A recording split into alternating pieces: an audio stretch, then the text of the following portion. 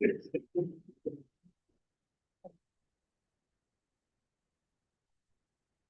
are live. We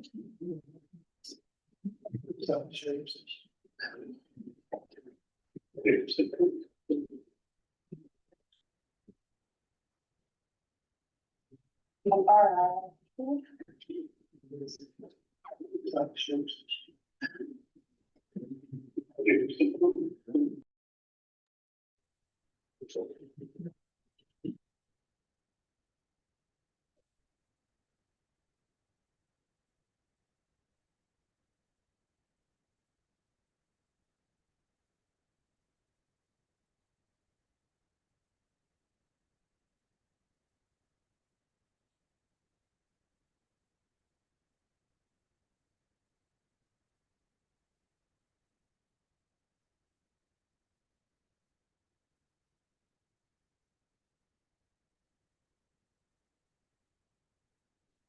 Hey, good afternoon, everyone. My name is Jason Barney. I serve as the chair for the Roanoke City Board of Zoning Appeals. I would like now to. Sorry about that. I would like now to call to order the May 13th BZA hearing by first welcoming all of our board members, all the Roanoke City staff, our applicant for today, and all members of the public who are present for today's hearing.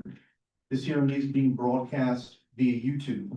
We ask that you please turn the sound off on all phones and electronic devices during the hearing. If you have registered to speak on today's application, and the public comment portion of the application has begun, please then wait to be recognized in turn. We ask that you please then approach the podium and state your name and residential address clearly so that the secretary to the board may record the proceedings accurately. And based on the amount of people that we have scheduled to speak today, we ask that you please try and limit your comments to 3 minutes and try to offer new points and new content versus restating points and content that have already been made today. It's important to note that all persons shall be afforded an opportunity to speak and state their views concerning all aspects of these matters. So in light of all that being stated, Ms. Clerk, we begin by having you please take the roll. Mr. Barney, Mr. Garner, Here. Mr. Hamlin, Here. Mr. Logan, Here. Mr. Miller, Here. Mr. Barney. Here. Thank you. Board members, do we have a motion to approve today's agenda? So moved. Thank you, Mr. Logan, and thank you, Mr. Garner. Ms. Clerk, we take a vote on approving today's agenda. Surgeon. Mr. Garner, Mr. Hamlin, Aye. Mr. Logan, Aye. Mr. Miller, Aye. Mr. Barney. Aye. Board members, do we have a motion to approve the minutes from the March 11th BZA hearing? So move. Thank you, Mr. Garner and Mr. Handler. Ms. Clark, can we take a vote on approving the minutes from the March 11th hearing? Ms. Erdman, I'll abstain since I did not attend it. Mr. Garner, Mr. Hamler, Aye. Mr. Logan, Aye. Mr. Miller, Aye. and Mr. Barney. Aye. Okay, do we have any unfinished business to attend to today? All right, thank you. Moving forward, can we go ahead and read the first application of new business into record? First, we have an application by Least of These Ministry to appeal a zoning administrator's determination dated February 25th, 2026, pertaining to the zoning use classification for property located at 420 Luck Avenue, bearing official tax map number 1012406. Thank you. Is the applicant present today? Okay, would one of you like to speak to your application? All right, great, thank you. Could you state your name and residential address for us? Yes, I'm Jim Cowan. I'm an attorney with Cowan Perry PC offices at 1328 3rd Street Southwest in Roanoke, Virginia. All right, thank you, sir. Go ahead and tell us why you're here today. Give me one moment to grab my notes.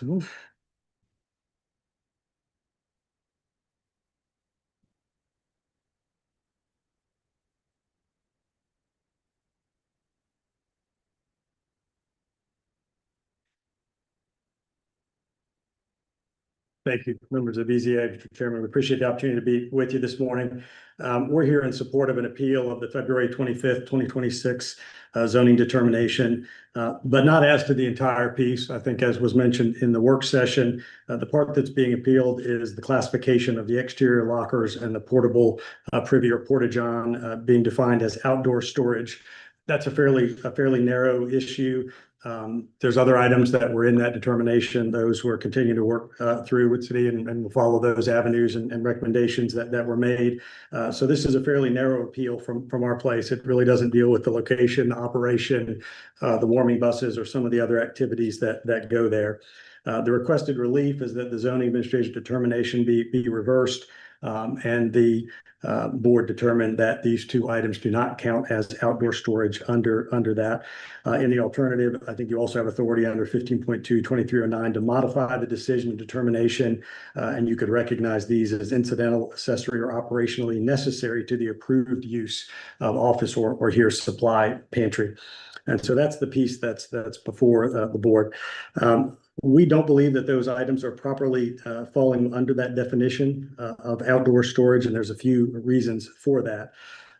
I think in doing that, maybe the simplest way is to start at the very high level, right? I think as the zoning administrator indicated during the work session, Roanoke has an inclusive ordinance, meaning, right, you got to find where your use fits. And if you can't find a definition that fits, that applies to the zoning category you're in, then you don't have that use. I think that's a proper statement of the rule.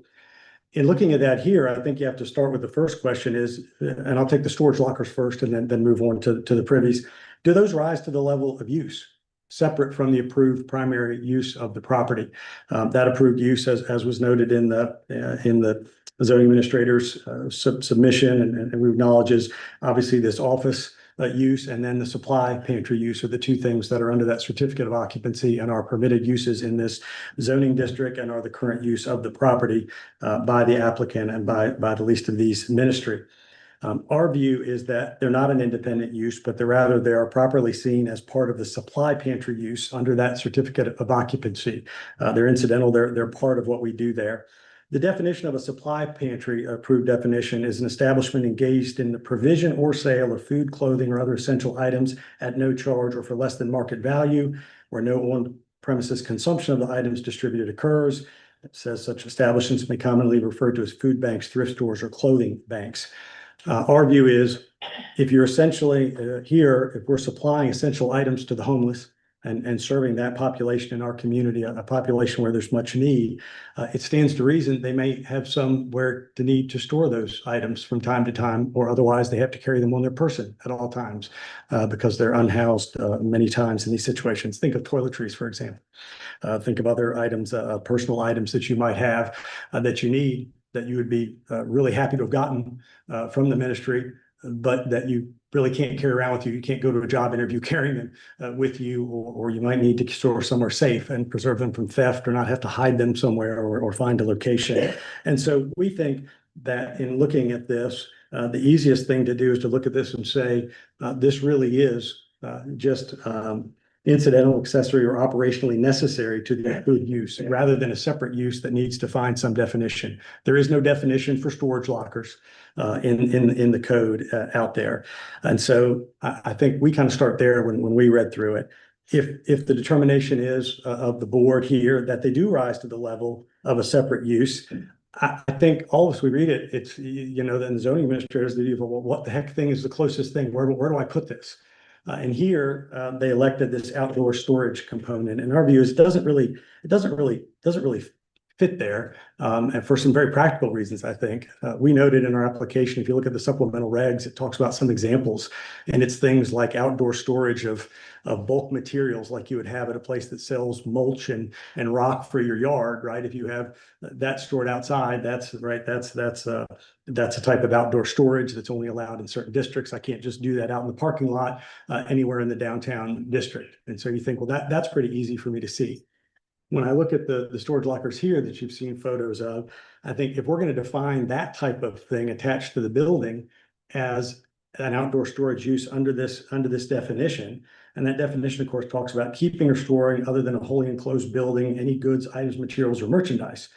And it says, shall be permitted only as an accessory use where allowed by this chapter. And so the question is this a specific accessory use, just incidental to the operation of the business, or is it a more general accessory use when you look at it? And I think you've almost, in our view, would be if you take the view of, well, what happens if we decide that this type of thing falls under that category? Well, If I go down to FedEx and I've got a FedEx box attached to the outside of a building, if I attach my hose inside an enclosure to the side of my house, if I have an Amazon locker attached to my building, if I'm at the CVS and there's a drop off there, or a business has a night drop box, all of those are something attached to a building. Or they're not a building, are they a structure? I don't know. I guess we could argue about that piece of the code as well and get down there. But we have all types of uses where something and things are temporarily put somewhere attached. And do those fall under this? Our view would be no, because they're just incidental to going to the UPS store. They're incidental to having a home with a box on it, to having a business where people drop things off at night for a pickup or something like that. And so I think you can, if you think of it in that broader context, it makes more sense to think of them as incidental. And we think we're closer to that than we are to somebody storing large amounts of gravel out in the parking lot to sell for kind of outdoor storage of a product that's being sold.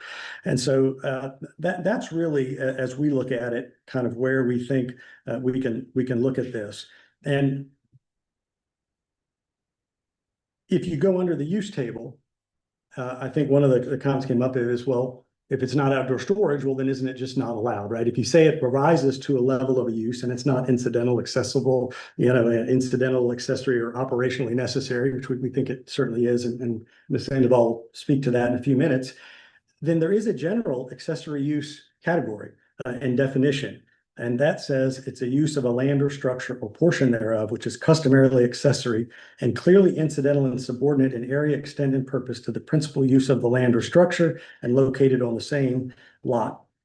And so there's a further definition of the code in 36.2403 that talks about accessory uses and structures and says their principal uses which are allowed by right or by special exception may include accessory uses and structures as defined, and has some requirements for where you go and do that I think would be met here. So we think if you got to put it somewhere, it's kind of just a general accessory use related to the supply pantry operation that they're doing. We don't think it's a whole line of independent use that we're out conducting some business that's different from the operation of the least of these ministry at this location. We think it's just part of that, and I think that gives you some places sort of where you can look at that and where you can fit that under these definitions. So our request would be that you look at that issue and look at it sort of in that manner, because to find that anything attached to the building that somebody stores in is going to be outdoor storage under this statute.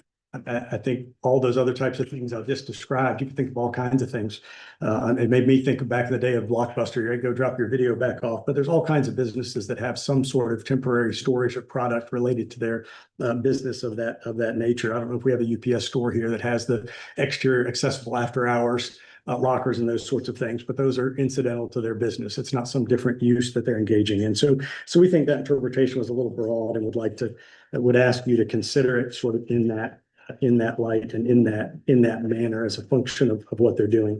We're not trying to create a new principal use, and we think it can be placed under that. That then brings us, I guess, to the second one, which is the portable privy, and is it outdoor storage? And you look at that same definition.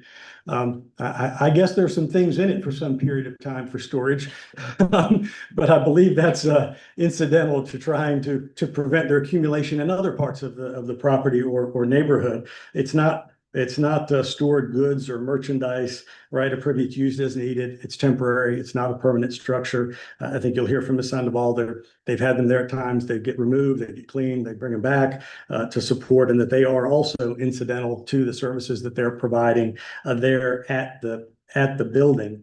And don't really make sense as outdoor storage. So is that a related accessory use that's subordinate to the services that we're providing through the ministry at the property? Certainly they're not open at all times of day, and obviously in being a good neighbor, they feel like having that available on the property at times, particularly at higher use times, where their need is the greatest, is something that is incidental and ancillary and supportive of their use of the property. And so we think that outdoor storage label is a little bit challenging to apply there. I think you do note that they're often used, right, with construction or things that require a permit. But we've looked, and I can't find where the portable toilets, privies, or these type of facilities are regulated under the code. Certainly, I think the city has the right to regulate them, to require a permit, or to say you can only have one if you've got a construction permit. But as I look at the code, if I'm doing landscape work in my yard and I want to have a porta john out there and it's work that doesn't require a building permit, I can rent one from somebody and I can put it out in my yard. There's no statutory limit on how long it can be there, how often it has to be moved around, right? And these things are portable. They're placed at different times at different areas on the property where it makes sense to do so. And so we think that portable nature of that and the type of use it is really doesn't fit under that label and should be found as not a separate use of the property that has to find a home. But more importantly, it's not a regulated use in the city. There certainly are municipalities that have regulations about putting a porta pond. There's certainly some that have ones if you want to put it out by the street. You have to get a permit when you're doing work and you want to have it out in front of your house. I don't see where we have that here, or something in the zoning code really talks about it. That does create kind of a gray or a strange area. But from our purposes, it's being provided incidental to the services that they are providing to the people that come in and get food and clothing and essentials when the facility is there and they don't have adequate at certain times indoor facilities, and certainly want to be a good neighbor and not have sanitation issues creep out over into the area. So we think on that part, you kind of go through that same analysis, right? Does this rise to the level of a separate use? Is it a structure? It's not a structure or building. It sits out there, you pick it up, you move it around, you empty it, they bring you a different one a week or two later, however that works out. And so we think it really doesn't fit under that. So we'd ask that you analyze both of those and say that they do fall in to part of the supply pantry ministry work that is going on at this site and not rise the level of use. If they do, we think they're either in that sort of incidental to part of it that falls under the section I referenced at the beginning, or it's just an accessory use that's clearly incidental and subordinate to the primary use of the building and the services that they're providing there to folks in need in the neighborhood. And so that's really our argument, sort of summarized for why we would ask you and why we appealed this part. We felt like on the other, we tended to agree that there probably wasn't a better category we could put those items in, and so we'll work through that through the proper channels. So we're asking you to find that the presumption of correctness that is given to a decision by the zoning administrator that's been rebutted by both from a legal standpoint argument, and then you'll hear a little bit factually about that next from Ms. Sandoval, and we'll ask that you overturn the decision on that basis. We certainly appreciate and respect your time today and letting us share our thoughts on this and why it's essential to the ministry. And with that, I was going to ask Ms. Sandoval to come up and speak for a couple of minutes and walk through a few things. Thank you, sir. Thank you for your testimony today. Okay.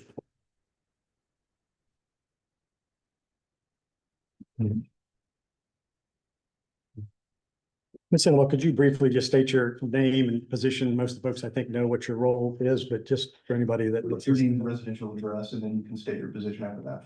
Yes, sir. My name is Dawn Sandoval. I'm at 602 Marshall Avenue Southwest, Roanoke, Virginia 24016. I am the founder and the executive director of the Least of These Ministry. Thank you, ma'am. Could you raise your right hand so I can swear you in? You solemnly swear or affirm that the testimony that you shall provide today will be the truth, the whole truth, and nothing but the truth. I do. Okay, great. Go ahead and tell us why you're here today, ma'am. So I'm here today to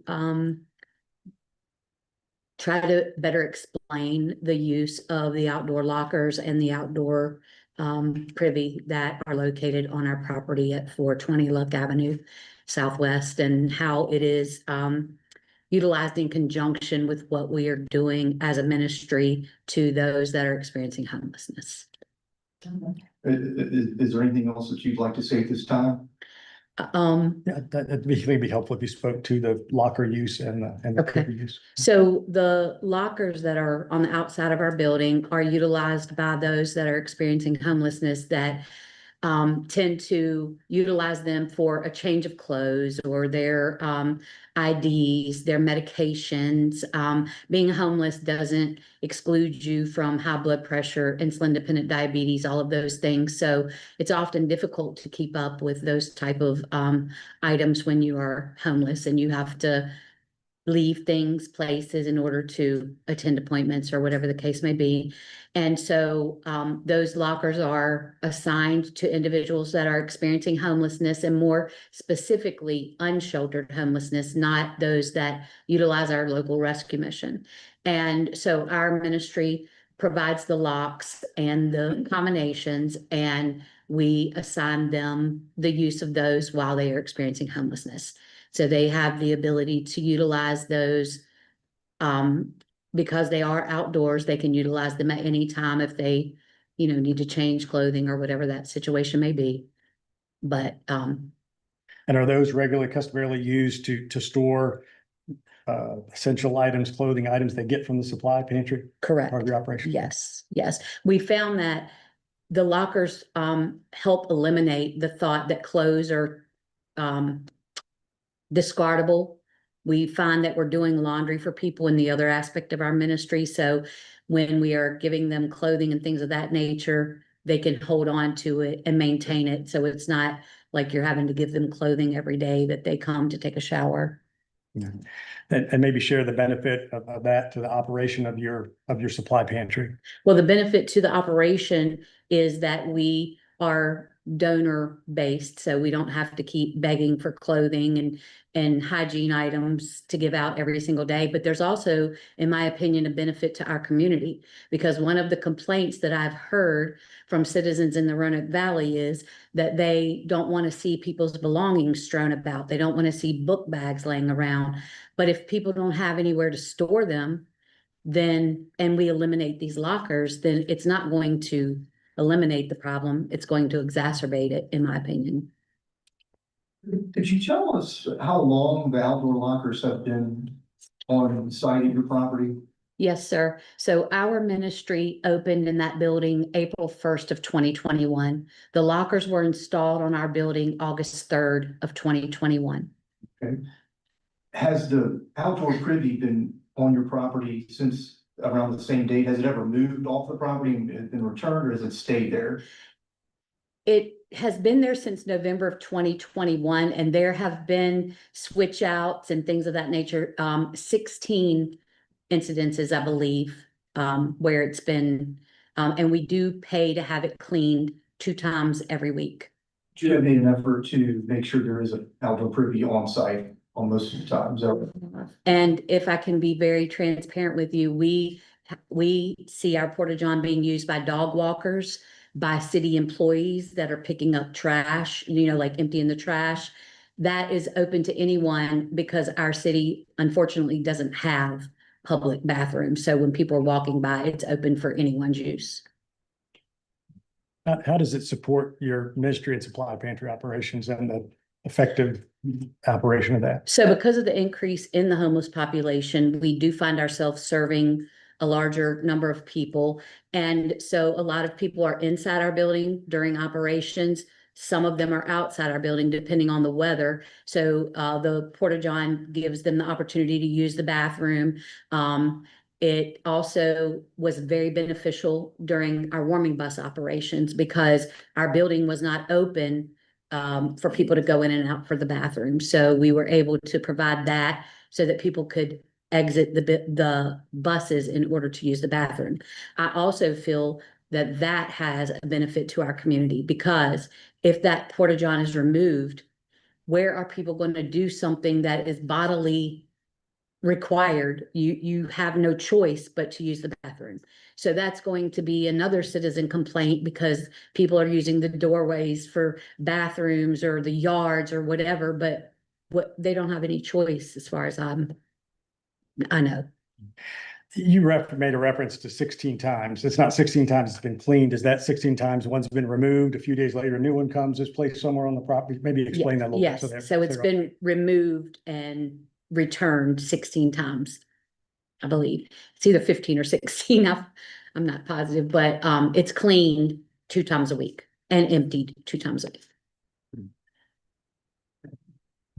Board members, we have other questions for the applicant at this time. Thank you for coming in. I just want to make sure I understand the timeline correctly. You began operations in April of 23. The lockers were installed in August, and then the privy first appeared in November. It was 2021.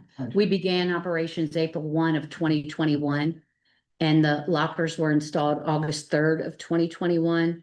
And the warming buses, the Porta-John came on site November of 2021, because that is when we launched our warming buses and realized that in order to have a warming bus, you have to have somewhere for people to use the bathroom. I have a question regarding the walkers and the placement of them, placement. Was there any other thought in, or was there another place that those lockers could be placed? And the, residents have, access to them? The only place that we could think of was for them to have access outdoors, and that's why the decision was made to put them on the outside of our building. I think to open the indoors of a building 24 hours a day for people to access their lockers, I think that would create more of a risk than where they are now. We have multiple cameras on our lot. I can monitor those cameras from my telephone 24 hours a day, 7 days a week. And they are in clear view for not only for their safety, but for just the purpose of being visible to the community, whoever. And, one follow-up question, you think there would still be a demand for the lockers even without the supply pantry operations? Do I think there would be a demand for the lockers without the supply pantry being present? Yes. I think there would be a demand for it, but I think that where it's located, with us being the one that distributes the items, it makes sense for it to be located on our building. There is no one that are providing lockers anywhere in the valley for people's belongings.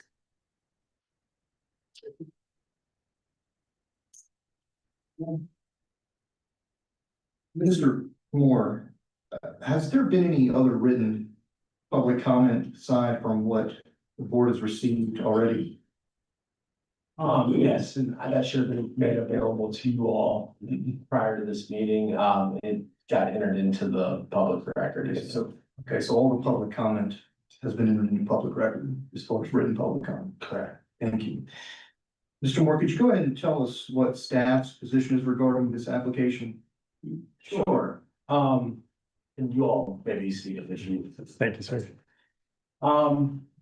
On February 25th, 2026, the city of Roanoke issued a zoning determination letter alongside two notices of violation, one for regional housing services and one for outdoor storage. The zoning administrator determined the current use of the subject property as a regional housing services facility with associated outdoor storage were not permitted uses of the subject property.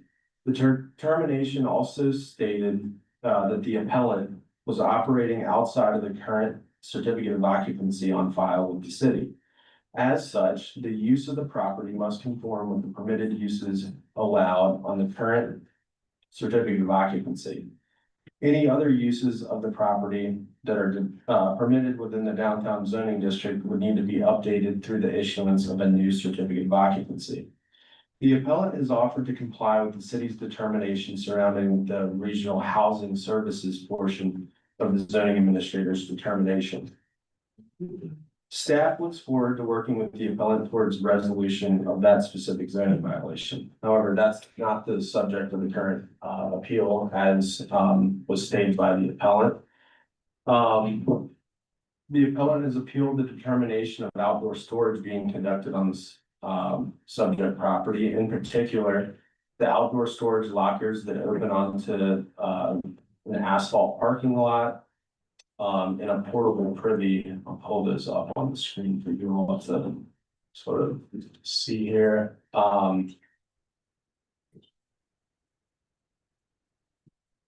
Different photos of those. In particular, the outdoor storage lockers that open out onto an asphalt parking lot and a portable privy that sits adjacent to the building and within the same parking lot as the storage lockers. A notice of violation is an official determination, and it's subject to an appeal, to the Board of Zoning Appeals in accordance with section 36.2-562. The decision on such appeal of any order, requirement, decision, or determination made by the zoning administrator in the administration or enforcement of the chapter shall be based on the board's judgment of whether or not the zoning administrator was correct in the interpretation and enforcement of the zoning ordinance. In this case, the zoning administrator, based on all the evidence and a thorough reading of all permitted uses within the zoning code and their respective definitions, acted within the zoning administrator's clearly stated powers and duties found in section 36.2-841 of the zoning ordinance, and came to the conclusion that the portable privy and outdoor storage lockers most similarly match the definition of outdoor storage, which is not a permitted use in the downtown zoning district. Since the subject property is zoned downtown, the outdoor storage use is not permitted on the subject property. And then the next section here is about my findings. The decision to classify the use as outdoor storage is based on the following findings. The subject property at 420 Luck Avenue Southwest received a certificate of occupancy for an office, general, professional, and supply pantry on January 3rd of 2023. An office is defined as an establishment primarily engaged in providing administrative, clerical, and other services not involving manufacturing, assembly, storage, display, or direct retail sale of goods, and not including medical services. Typical uses include real estate, insurance, management, tax preparation, call centers, data processing, computer software development, travel, or other business offices and organization and association offices. A supply pantry is defined as an establishment engaged in the provision or sale of food, clothing, or other essential items at no charge or for less than fair market value, where no on-premises consumption of the items being distributed occurs. Such establishments may commonly be referred to as food banks, thrift stores, or clothes banks.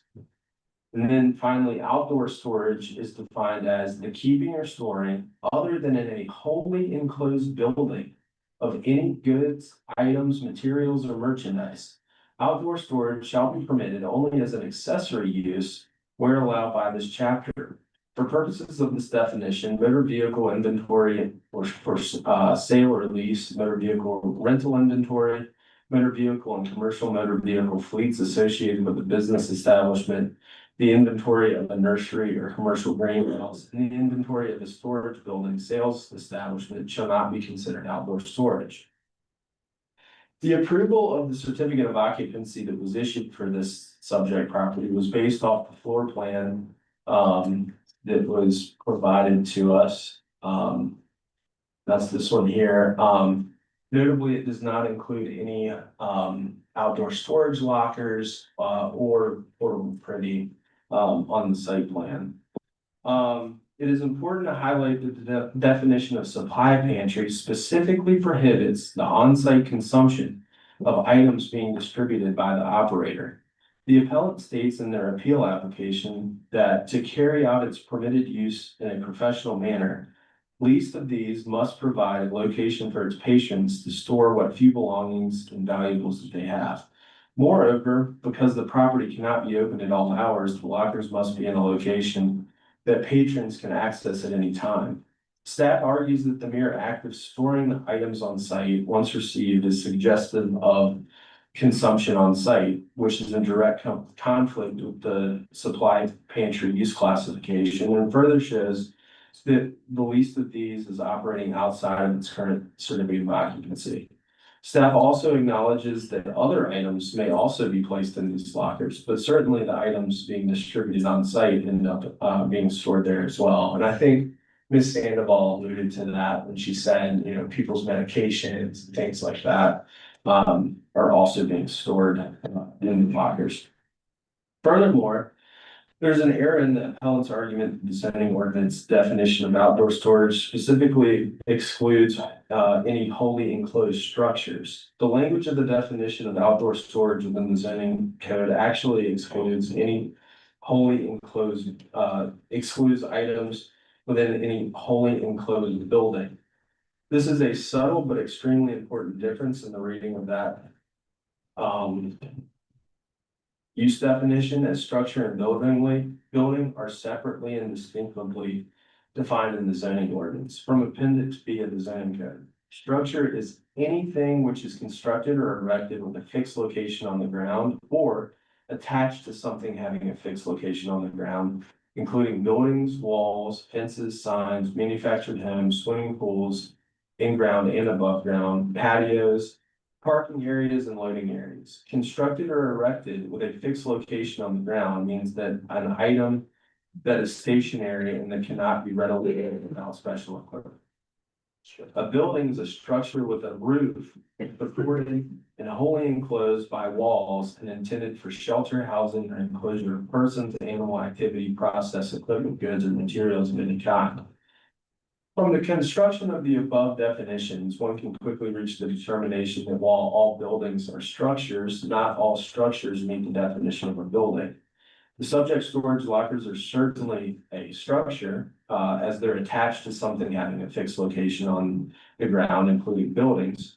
However, the storage lockers fall short of the definition of a building, nor are they integral to the building with which they are attached. The storage lockers benefit from being bolted to one side of a building because they are not self-supported with walls. Additionally, they lack a roof supported by a wholly enclosed walls. The lack of a roof can be reflected by the fact that there is another structure attached to the building above the lockers to protect the lockers from the outdoor elements. The necessity of additional overhead protection from natural outdoor elements such as rain supports the fact that the subject storage lockers are not designed for use outside of a wholly enclosed building, nor are they integral to such a building, nor were they designed to be standalone buildings themselves. Because of this, there's no exclusion of the subject wall lockers provided within the definition of outdoor storage. The subject portable privy does not even rise to the definition of structure, let alone a building, as the portable nature of its use excludes it from having a fixed location on the ground. It takes no more than 4 individuals without specialized equipment to move even a filled portable privy. Because of this, there is no exclusion of the subject portable privy provided within the definition of outdoor storage. In accordance with section 36.2-841 of the zoning ordinance, the zoning administrator may render interpretations of the interpretations of the provisions of the zoning code, including use interpretations. The zoning administrator determined that the characteristics of the use described as storage lockers and the portable outdoor privy fall within a specific use classification within the zoning ordinance, outdoor storage. The appellant and their representative have argued in their appeal application that the outdoor storage use classification should not be upheld because the portable privy and outdoor storage lockers are not specifically listed in the definition of outdoor storage, and that there are elements of the definition and supplemental regulations for the use that do not perfectly align with the uses taking place on the subject property. Section 36.2-204C3 covers this scenario and states, for a use not identified in the tables, the zoning administrator may determine that such use is substantially the same as another use otherwise permitted in the use tables. The city of Roanoke zoning use tables are constructed as inclusive, which permits only those uses that are specifically named within the corresponding use tables.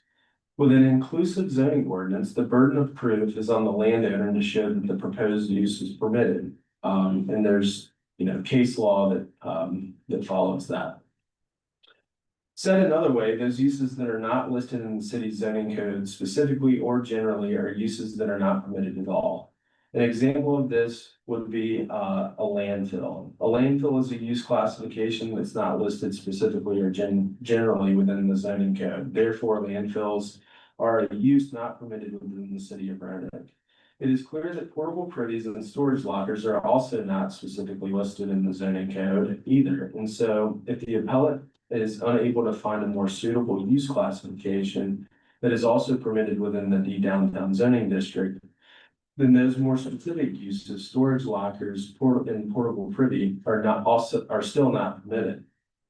Certainly not every use being conducted on properties within the city fits cleanly into the list of use classification definitions listed in the use tables within Article 3 and Appendix A of the zoning code. And while the appellant has made the argument that the outdoor storage use classification determination by the zoning administrator is weaker than a perfect match, the appellant would still need to make a stronger case for how the portable Caribbean storage lockers are more similar to something, to some other permitted use within the D downtown zoning district.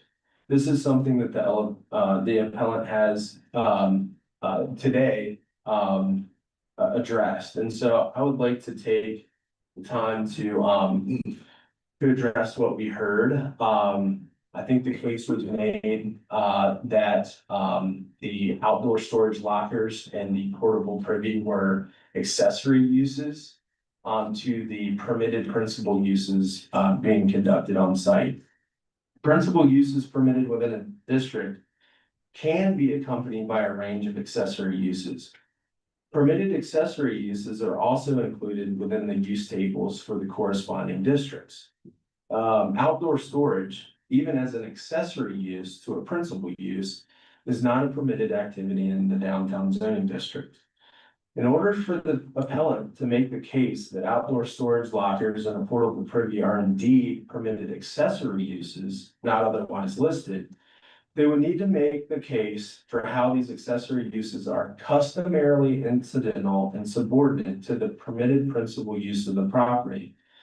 There's a library of case law that upholds the customarily incidental and subordinate criteria for determining whether a use is an accessory use. While the subordinate nature of the outdoor storage lockers and portable privy uses are debatable, and I wanna address that part. There was a question asked by, I think, Mr. Miller about whether or not the storage lockers, there would be need for those outside of supply pantry use. And the answer to that, I think we heard, is that yes, they would. And so, to me, the subordinate nature of the outdoor storage locker use at that point is no longer clear. And so, I think the outdoor storage lockers fail, at a subordinate, criteria level, as it relates to an accessory use. The term incidental incorporates the concept of a reasonable relationship with the primary use. It is not enough that the use be subordinate. It also must be attendant or concomitant. To ignore this latter aspect of incidental would be to permit any use which is not primary, no matter how unrelated it is to the primary use. In Whately versus Dorchester County Board of Zoning Appeals, in 1994, the courts ruled that an accessory use must be one so necessary or commonly to be expected with the associated principal use that it cannot be supposed that the ordinance was intended to permit it. It would be extremely difficult to think of any example where the outdoor storage lockers are part of the function of supply pantry, as was stated by the appellant. You can think of places like Goodwill or Salvation Army. I can't think of any supply pantries where outdoor storage lockers are present on site. Nor would they be required to be in order for the primary use to function. It is even more challenging to contemplate the instance where a portable privy is customarily incidental to either of the principal uses listed on the current certificate of occupancy for the subject property. Now, I can think of ways in which these two activities were incidental and subordinate in nature to the unlawfully established regional housing services facility. And so, because the determination was not appealed on the regional housing services use classification, that's something that is that's been determined already. And so Again, this appeal is not about the regional housing services element. The zoning administrator has determined that that use is not a permitted use within the district, and so any accessory uses that were directly related to that use are also not valid.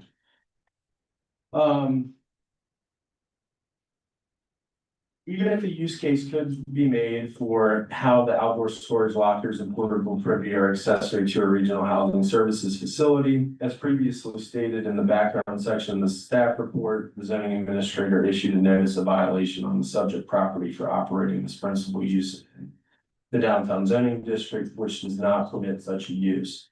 The appellate did not appeal that determination, and so its opinion was cited.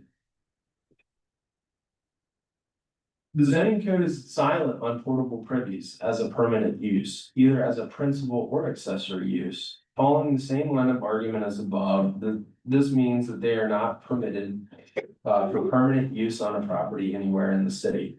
This is why the city does not have businesses skirting building code requirements for restroom facilities in the buildings by installing portable privies on site. All lawfully permitted usage of portable privies are directly tied to temporary use permits. Section 36.2-429 of the zoning code covers temporary uses, including the authorized temporary use in its respective permitted locations, durations, and maximum number per calendar year. Without a permitted temporary use for which the portable privy is directly tied, the keeping of a portable privy for use on any property is therefore unlawful. And then finally, zoning code 15.2-2309C states the decision on such appeal shall be based on the board's judgment of whether the administrative officer was correct. The determination of the administrative officer shall be presumed to be correct. At a hearing on an appeal, the administrative officer shall explain the basis of his determination, after which the appellate has the burden of proof to rebut such presumption of correctness by a preponderance of the evidence. The subject property is located within the downtown zoning district, and based on the findings above, the zoning administrator rendered a determination that the outdoor storage lockers and outdoor portable privy are considered outdoor storage. The outdoor storage use, either primary or accessory, is not a permitted use in the downtown zoning district. Thank you. Thank you, Mr. Moore. Board members, do we have any questions for staff at this time? Mr. Chairman, just for clarification, Mr. Moore, you mentioned that in your determination of storing items on site and we are considering the lockers themselves, not the use that they happen to store things in the lockers. Is that, or are we considering both as part of the determination? Can you restate the question? Sorry. Okay, so what are you considering? Are you considering the lockers themselves as the item that is being stored? Regardless of what the use of those lockers is. Correct. Okay, all right. And just my clarification. So secondly, can you differentiate the keeping of a bank of lockers on your parking lot to a dumpster that stays on your parking lot, or a Goodwill collection box that you've allowed to stay on your property, or a little library boxes that are around? What's the differentiation? Say that again. You're saying that our determination that the lockers, the Yes. items are being stored on And site as an item. And the items inside of it. Okay, Correct, yes, So, sure. all right. There may also be a dumpster that stays on that property year round. Or there may be a Goodwill collection box that stays on that property year round. What's the differentiation? Yeah, so those items that you were talking about, the dumpster and the other item, those will be. Goodwill box, thank you. I mean, I just. Yeah, those would typically be incidental and subordinate in nature to the principal use being conducted there. And so, Refuse container, I mean, those are, you see those all over the place. Obviously, people need a place to put their refuse and all. Those are incidental, customarily incidental and subordinate to, most businesses. With the outdoor storage lockers, that's not the case. And I just think of something, and I use the Goodwill collection box as an example. There is a business that I think of, that is a, car repair shop, and they have allowed Goodwill to place a collection box on their property. That's not really incidental to their. Yeah, I'm not aware of that. I would say that that's not incidental, subordinate to the nature of the business that they. So that would fall under the same, Potentially, yeah, I would have to take a closer look at the circumstances. all of right, that. thank you. Uh-huh.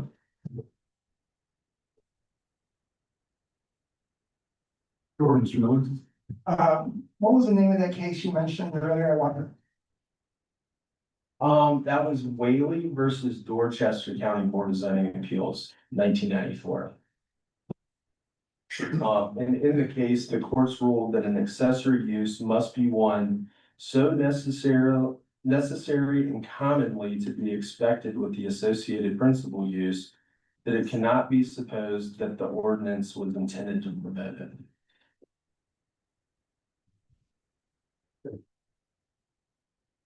Thank you, Mr. Moore. Would the applicant like to discuss any points made by staff? Yeah, if I could, yes, sir. Go ahead. Would you approach the podium, please? Yes, sir.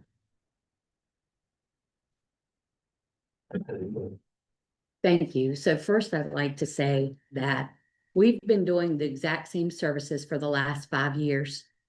We haven't changed anything about the services that we've been giving out. Our warming buses have operated for 5 years. They were advertised on Roanoke City's website as emergency crisis shelter during the winter. Our Roanoke City Police Department brought people to our bus 24 hours, from 9 p to 7 a, anytime they came across someone that was unsheltered, sleeping in a parking lot, because we were the only place that would open the doors no matter what time of night or day it was. So when we got our certificate of occupancy, the city staff members came into our building. The warming buses were on the parking lot because it was November of 2022. Our lockers were attached to the side of the building. Our entire facility was toured. All of the services were there, laid bare, and they made the determination of what our certificate of occupancy reflected. We didn't apply to a specific operation. We just were transparent about what we provide. And so that's how we got our certificate of occupancy. So for someone to say that we unlawfully created a warming bus option to address unsheltered people is not true. We have never been told that we were doing anything unlawful. We've gotten awards from the city of Roanoke for community partnership. So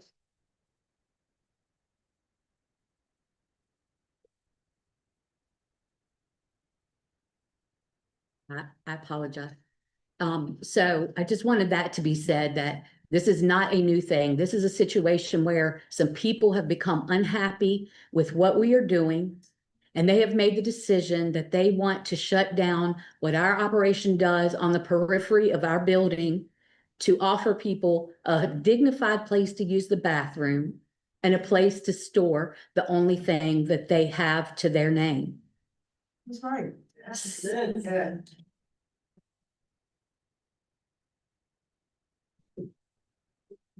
If we could hit off on clapping, it would be greatly appreciated. Please. Sorry, thank you. So, If I could briefly respond to one or two items from council. I think you have to think about the use, and I think you had some great questions. It's difficult to me to see how a dumpster that is a refuse container can be there permanently, and it's not outdoor storage. But a privy that's on a property, that's a refuse container of some sort as well, right? Somehow gets some differentiation. while every business may need a dumpster for trash, I think if you think about the operation of a supply pantry, and particularly one that is serving a homeless population with this level of demand, that incidental to that, those number of people coming there to obtain food, this isn't just a Goodwill shop where you go in and buy things at a thrift store. Obviously, they're serving a slightly different need than that in the community. Both are very valuable needs, but that you've got to think about the supply pantry and the operation of this particular business. And is it incidental to that it rises to that level that you would consider it necessary to that, as those cases talk about or comment? And I think if you think the operation of this particular supply pantry, as she's described it, the level of need, what they provide to people during the day, why they're not open at night, why these folks might have related to the service they're trying to provide, it is really necessary. If they didn't have a place, right, they wouldn't be able to supply the need. They wouldn't be able to fulfill their mission as a supply pantry because that need would be recurring every day, right? Those essential items. I don't think it destroys that outside of it being incidental or necessary or really an integral part of the service they're providing as a supply pantry, that there would be a need for storage lockers outside of that. I think everybody acknowledges that. We have a homeless problem. There's lots of needs. They're not meeting all of them. There would still be other needs. But they've described, I think, here pretty clearly why it is incidental to theirs. And I think the necessary part has been described pretty clearly. Is it so common as to be expected? I would tell you, I don't, do any of us have enough to know beyond Ms. Sandoval what is customary or needed to run this type of supply pantry to serve this population in our community? She's the expert on that. And so I think to the extent she tells you this is essential, we've been doing this since pretty close to the beginning, and here's why. That may be the best evidence of what's customary to operation of what she's doing. Now, the fact that other types of thrift stores or discount stores or other community services may not have the same need or may decide that the pros and cons of that don't make sense, I don't think that really affects it. I think the analysis here is we have a very specific approved supply pantry use. It's been the same as she described from the beginning. She's, I think, described how this is necessary customary incidental, why they do part of this. I think you go back to, does it rise to the level of a separate use, or is it really just an integral part of this function? How do you treat as a structure, an outdoor storage box? I think you get into the same kind of arguments and questions you had here. All the other things that flow out, if all of a sudden you can't have these type of things storing anything outside, like the other examples that were given of a Goodwill box on the property. I think in their business, having a Goodwill box would be incidental related. Maybe you could argue about it somewhere else, but the things we're doing are directly related to the service that we're lawfully providing out of that property. We did not ask for permission to do it related in this appeal, related to the warming bus use. Was it supportive of that use? Yeah, potentially.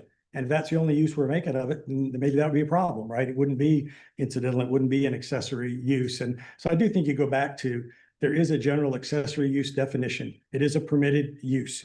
That definition in the code of that type of accessory use talks about not that a use of a land or a structure, and I think the zoning administrator said these things are a structure, customarily accessory and clearly incidental and subordinate in area, extent, and purpose to the principal use of the land.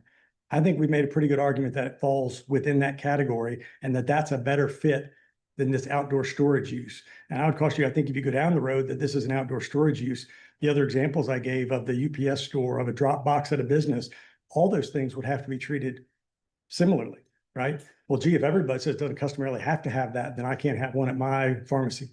And so I think that comes into play here, and we'd ask that you consider that description. Just one question.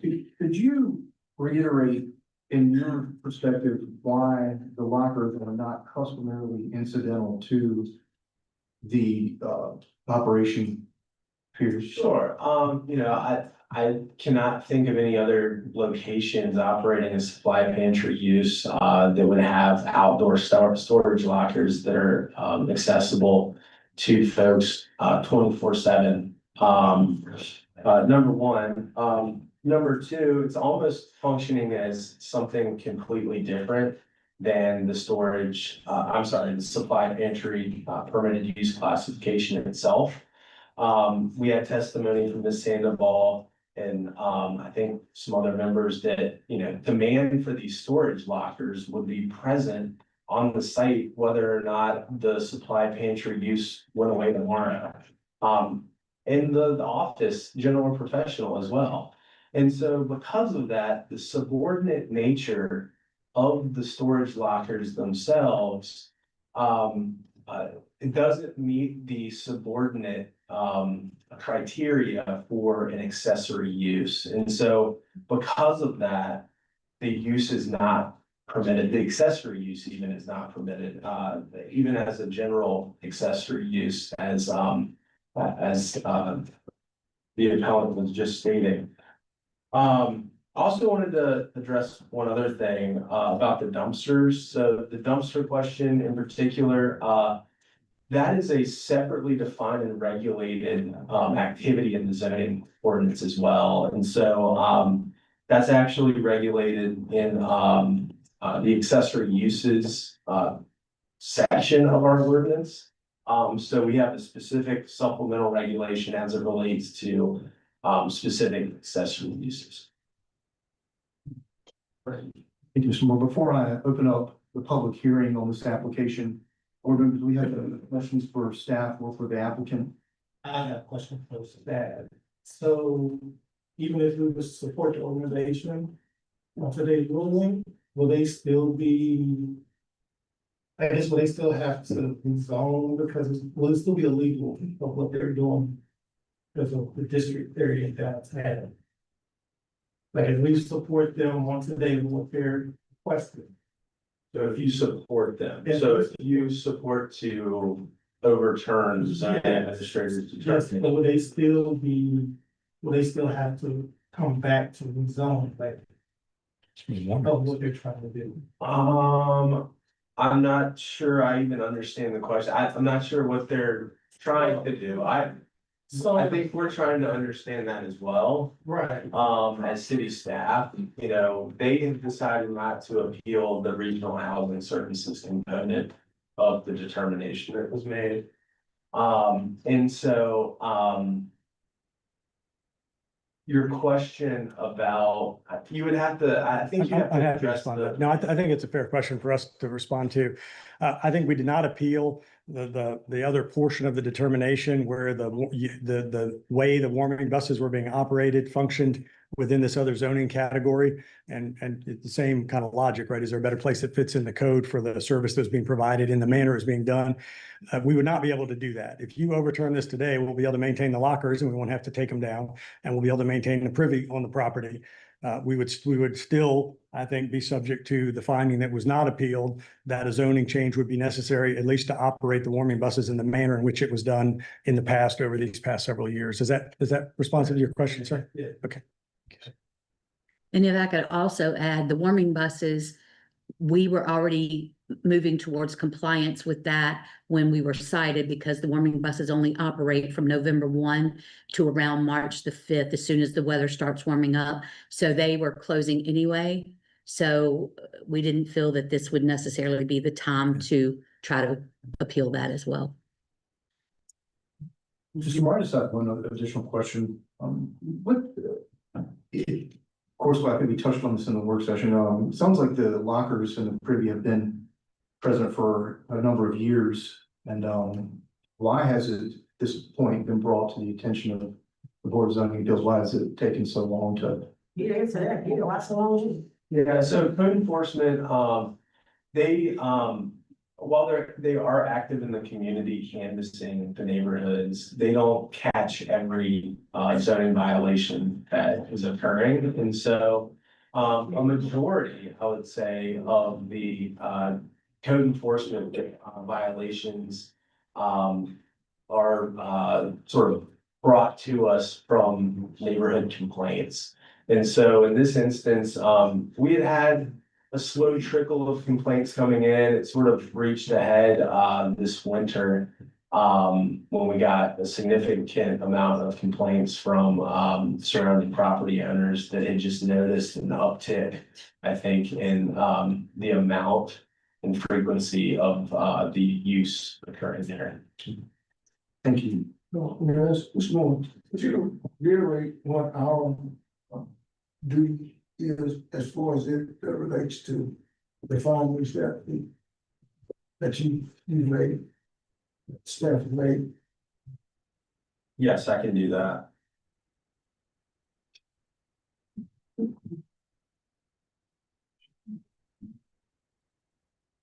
notice of violation is an official determination that is subject to the appeal of the Board of Zoning Appeals in accordance with section 36.2-562. The decision on such an appeal of any order requirement decision or determination made by the zoning administrator in the administration or enforcement of this chapter shall be based on the board's judgment of whether or not the zoning administrator was correct in the interpretation and the enforcement of the zoning ordinance.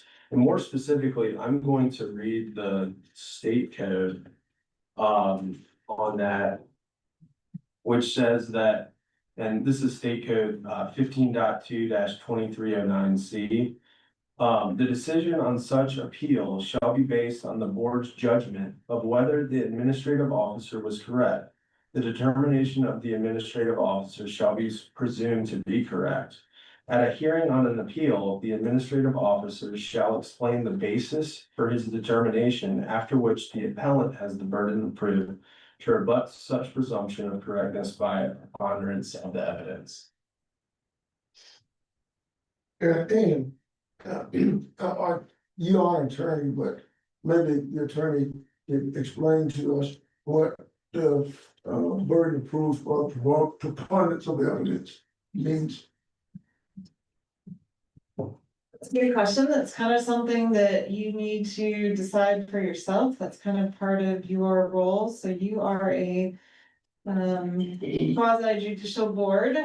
You are acting as kind of the judges here. I don't want to influence, but I guess let me just, can you repeat the burden just so I make sure I'm saying it? Sure, the decision on the decision on such appeal shall be based on the board's judgment of whether the administrative officer was correct. The determination of the administrative officer shall be presumed to be correct. At a hearing on an appeal, the administrative officer shall explain the basis of his determination, after which the appellant has the burden of proof to rebut such presumption of correctness by the preponderance of the evidence.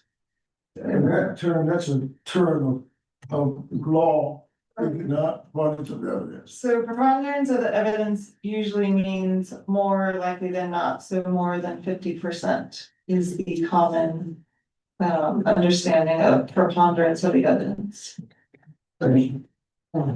One further question. I have one more thing that I'd like to interject. Sorry, this is Phil. I want to get back to the accessory structure being like an Amazon drop-off location or something of the sort. I do want to sort of differentiate that sort of thing and what is being conducted on site. So you could think of that drop-off facility as one of these lockers. We have, I haven't counted them, but are there 20 individual lockers on the lot? There are 72. 72, okay. Undershot the my guesstimation there. There's 72, and so the intensity of this is also just completely different than what you might see in an Amazon single drop off or a mailbox, for instance. Maybe if you had 72 mailboxes all lined up. Mailboxes are also treated separately. They're they would be a permitted encroachment. Mr. Chairman, if I could follow up with your question, relating to the duration and why it took as long as it did for this to become an issue.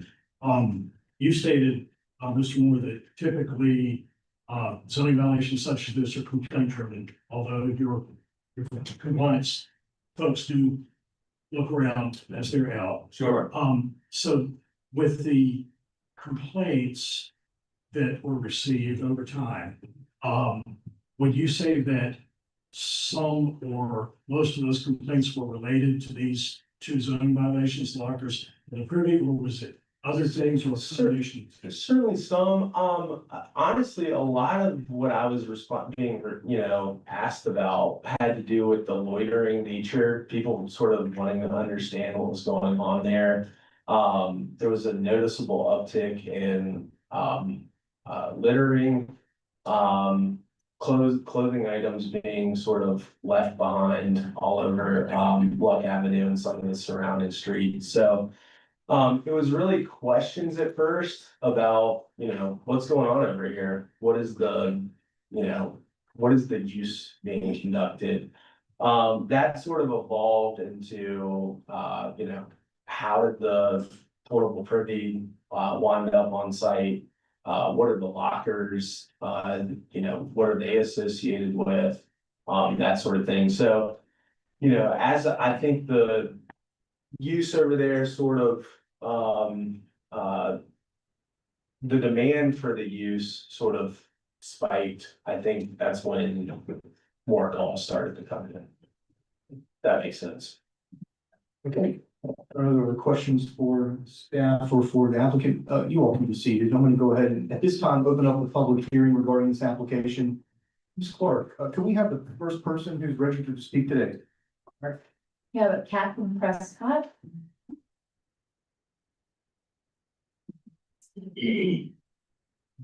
Good afternoon, ma'am. Good afternoon. Could you state your name and residential address for us? Yes, thank you. My name is Catherine Prescott and I live at 421 Day Avenue Southwest. And could you raise your right hand so I can swear you in? Do you swear or affirm that the testimony that you shall provide today will be the truth, the whole truth, and nothing but the truth? Yes, sir, I do. Okay, go ahead. Good afternoon, members of the board. My name is Catherine Prescott and I live at 421 Day Avenue and I own properties on Luck Avenue and Marshall Avenues. I am here to speak in support of the zoning administrator's determination. Zoning is not just a list of restrictions, it is a contract between the city and its residents. When we buy or rent property in the D downtown district zone, we do so with the expectation that the rules on the books will be followed. The stated intent of the downtown district is to be a walkable, high-density urban core. Directly adjacent, our residential districts are intended to provide quiet enjoyment and stability. When a business or resident bypasses building and zoning regulations, that contract starts to break down. First, let's look at one of the specific items under appeal, the outdoor lockers. The ordinance is clear on this. Outdoor public storage is not a permitted use in the D downtown district zone. This is because, as we have seen, it encourages folks to use the lockers at all hours and congregate around them and often sleep there. This is an example of good intentions leading to unintended consequences. This is not to say people experiencing homelessness don't need storage. Of course they do. But they need secure storage that's indoor and supervised. Salt Lake City, Utah, for example, has one such facility. It's called Dave's Place, where they currently store the belongings of about 540 individuals experiencing homelessness in clean, sanitized 90-gallon bins inside a large warehouse that is owned by the city. Dave's Place has posted hours and they have staff on site during all hours of operation when persons experiencing homelessness come to access their personal free storage. Another example is the Bishop Wiegand Resource Center and Day Shelter in Salt Lake City. Again, there is a monitored and secure storage area inside the Wiegand Resource Center, which also has a closed closet, and it is a day shelter. The operations manager there tells me they run a tight ship. They employ security staff that is present at all times. They are open. The manager says they strive to be good neighbors. So with their trained and professional security team, in conjunction with the Salt Lake City Police Department, they do not see their patrons or other individuals blocking the public sidewalks or loitering and camping out on their property or neighboring properties. The portage on a T-lot site is also problematic because it encourages the outdoor use of their property at all hours. The city code is also clear on this issue. Portable toilets are only allowed during active construction projects or special events. They are not meant to be used as a permanent solution to inadequate indoor plumbing facilities. For these reasons, among others, T-Lots operations have evolved beyond the uses on their certificate of occupancy, which is supply pantry and office. Its current use intensity is not intended for the downtown district. Therefore, I urge the board to uphold the zoning administrator's letter of determination. Thank you. Thank you, ma'am. Ms. Clark, we have the next person registered. Sure. Monica Kiki. Afternoon, ma'am. Good afternoon. My name, State your name and residential address for me. yes, Monica Rokicki, and I live at 411 Day Avenue Southwest. Could you raise your right hand? Do you solemnly swear or affirm that the testimony that you shall provide today will be the truth, the whole truth, and nothing but the truth? I do. Okay. Good afternoon, members of the board. My name is Monica Rokicki, and I own a home on Day Avenue. In fact, the same Day Avenue that the city spent a lot of money to upgrade and create the intent of the zoning code that was right next to the downtown district, in fact, the historic H1 district. I have been working in the architecture, engineering, development, and consulting industry in Roanoke, Virginia for 25 years. The codes and the zoning ordinance are a thick bunch of books, and they are the law in our city. I certainly respect anyone who is tasked with enforcing and even understanding the zoning codes, but they are pretty clear. The stated intent of the downtown district is to be a walkable, high-density urban core, and directly adjacent, our residential districts are intended to provide quiet enjoyment and stability. The operations at 420 Luck, taken as a whole, undermine both. Secondly, we really have to address the whole of use. The zoning code and the building code work hand in hand. And so, for example, the temporary toilets, the temporary use of a toilet is addressed under a temporary use, but any permanent use of plumbing facilities is addressed in the actual building code. I definitely do uphold the zoning administrator's determination. And in addition, for the building to comply to the code and any changes in use, of course, the code says that for a change of use, the entirety of the building or the use thereof needs to be brought up to the current building code. Right now, that's the 2021 building code. And as such, that compliance will require absolutely registered architecture and engineering plans, and that in turn will be addressing things like sprinklering of the building. This certain use does also have other requirements under Virginia state law for the type of use that it's being providing for vulnerable populations, and not least of which is paid and licensed staffing. Luck Avenue sits on the literal edge of our Old Southwest District, and the historic overlay exists to preserve Roanoke's most significant historic assets. When a property directly abutting that district is allowed to devolve into something that does not meet the building code, it not only challenges its neighbors, it challenges everyone who is building or developing a property. And do they also need to meet code, or are they off the hook as well? Thank you. Thank you, ma'am. Could we have the next person respond? Matt Prescott.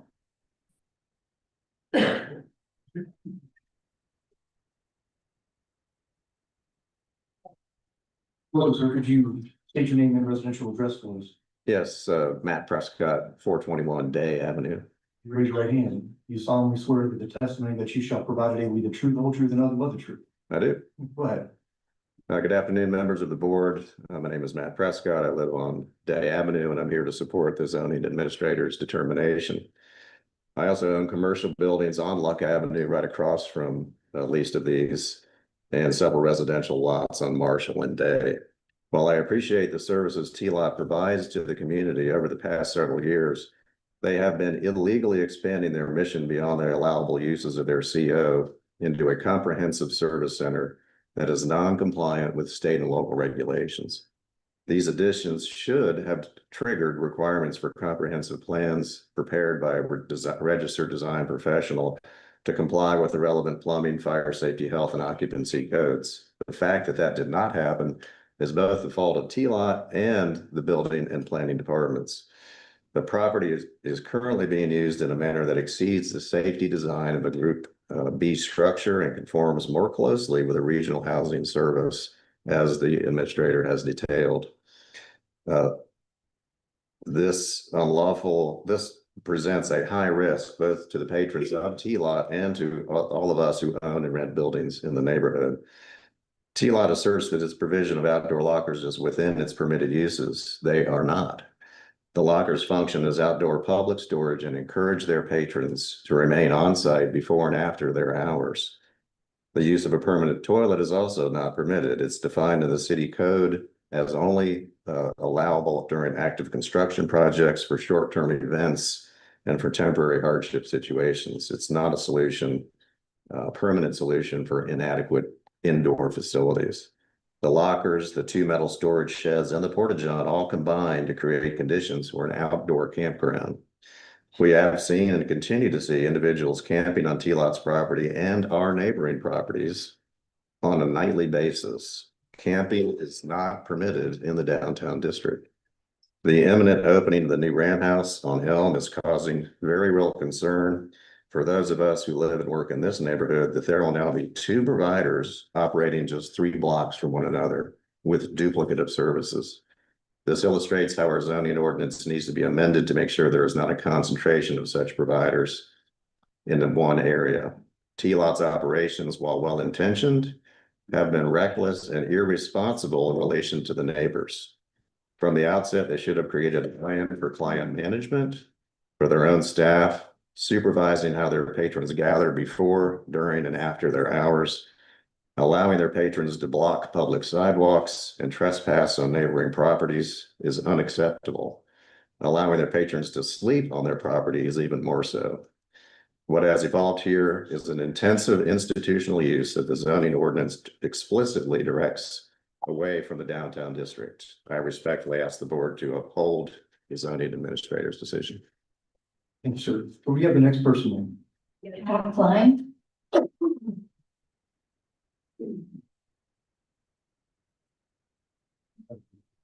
Lou, could you please state your name and residential address for me? Yes, Kat Klein, 383 Mountain Avenue, Southwest. Could you raise your right hand?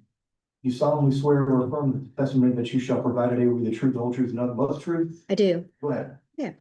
I want to start out with a reminder that 2 or more things can be true at the same time. People can care very deeply about our unhoused, but at the same time support our current planning, zoning, and code enforcement guidelines. These things are not mutually exclusive, and the argument fails that if one supports one, they cannot support the other. I live on a corner in Old Southwest, and I see people every day with all their belongings move past my house, and I say aloud, "There but for the grace of God go I." And I am not alone in those feelings that our unhoused deserve and our help and compassion. I have not spoken with any of our Old Southwest residents who do not support providing aid and comfort to our unhoused.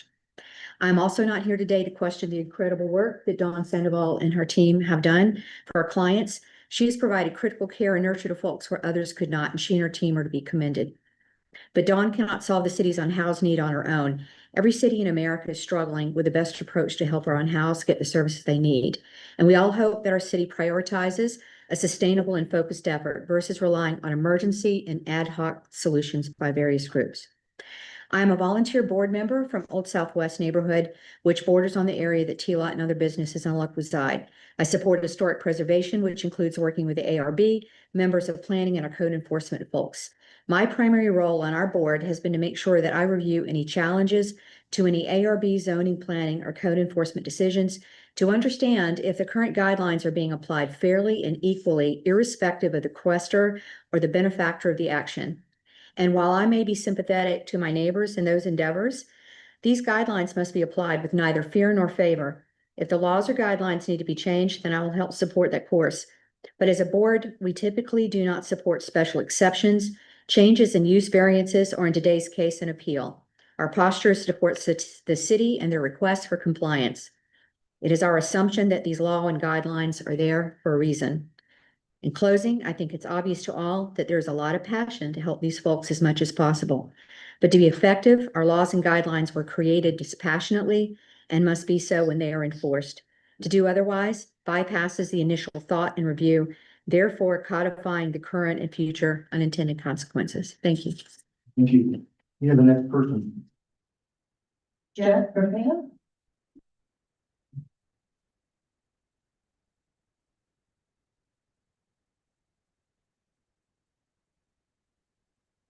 Good afternoon, sir. Could you please state your name and residential address for us? Yeah, Jeff Grafeo, 2560 Woods Meadow Court, Salem, Virginia.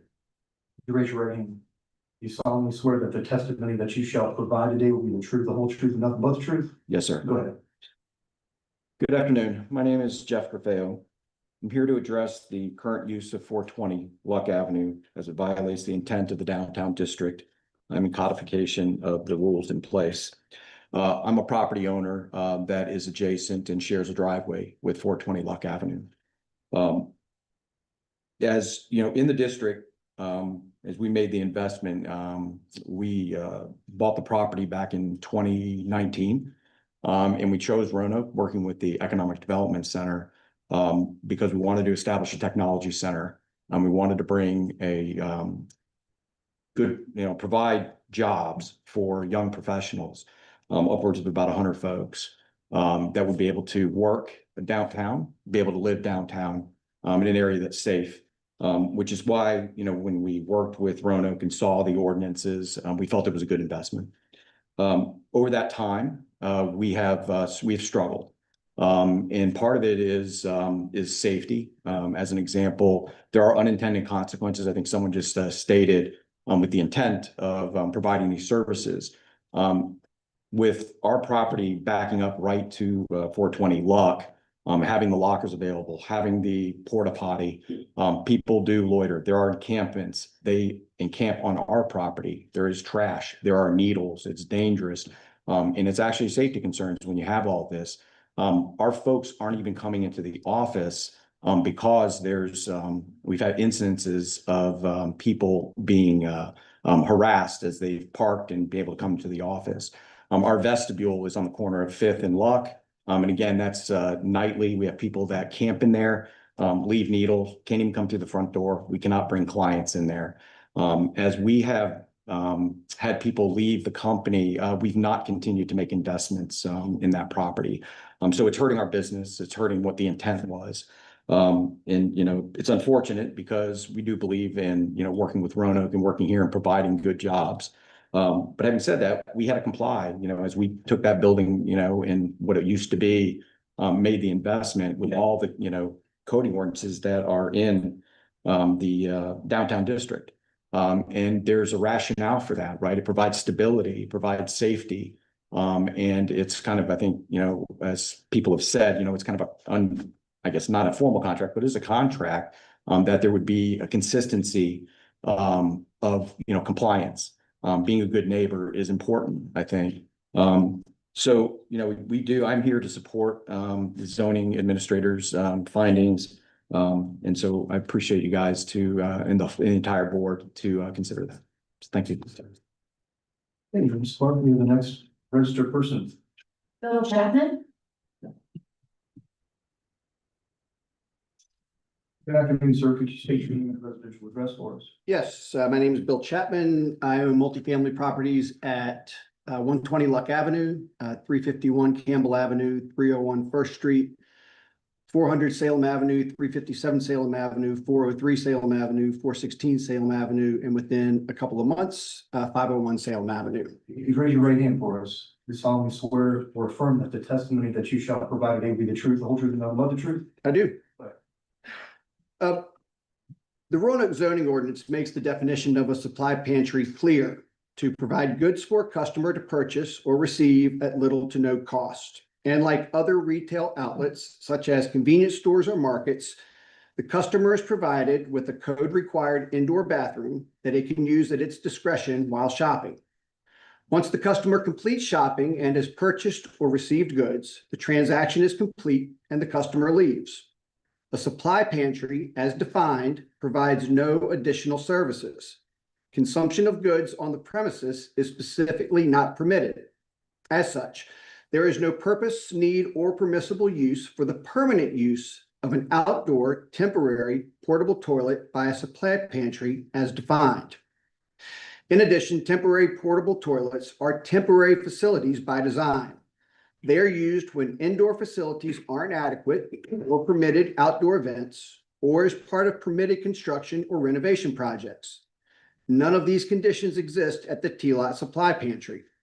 Furthermore, temporary portable toilets, porta potties or porta johns are not defined as permitted uses, temporary uses, or accessory uses in the city ordinance. Section 362, 315 makes it clear that any use not listed in this table is not permitted in multiple purpose districts. The downtown district is a multiple purpose district. What I've discussed in its simplest form are the rules. Now I'd like to discuss the importance of enforcing them. I'm a developer who has built 20% of Roanoke's downtown housing stock, along with multiple restaurants and offices. I have a symbiotic relationship with the city. I create much needed housing and entertainment options that generate economic development and revenue for the city. In return, the city provides a rules-based system that protects my investments, our residents, and business owners. Our relationship cannot exist if one side doesn't do its part. It's also important to note that I understand the need for a city to have services for its people. I've been a financial supporter of the rescue mission for over a decade, have toured their facility, and believe they run a first-class operation. One reason we're here today is because the TLOT Supply Pantry is not the rescue mission, not by use or zoning, and from what I have seen, not in the quality of operations. By the zoning ordinance, campgrounds or encampments, public porta-johns, and 72 outdoor storage lockers for public use are not uses allowed in supply pantries or in downtown parking lots. Setting a precedent for non-compliant uses in parking lots would have a significant negative impact on my properties and their marketability. I respectfully ask that you uphold the conclusion of findings issued by Roanoke Zoning Administrator. Thank you. Sir, I'll start. We have the next registered person. Robert Holt.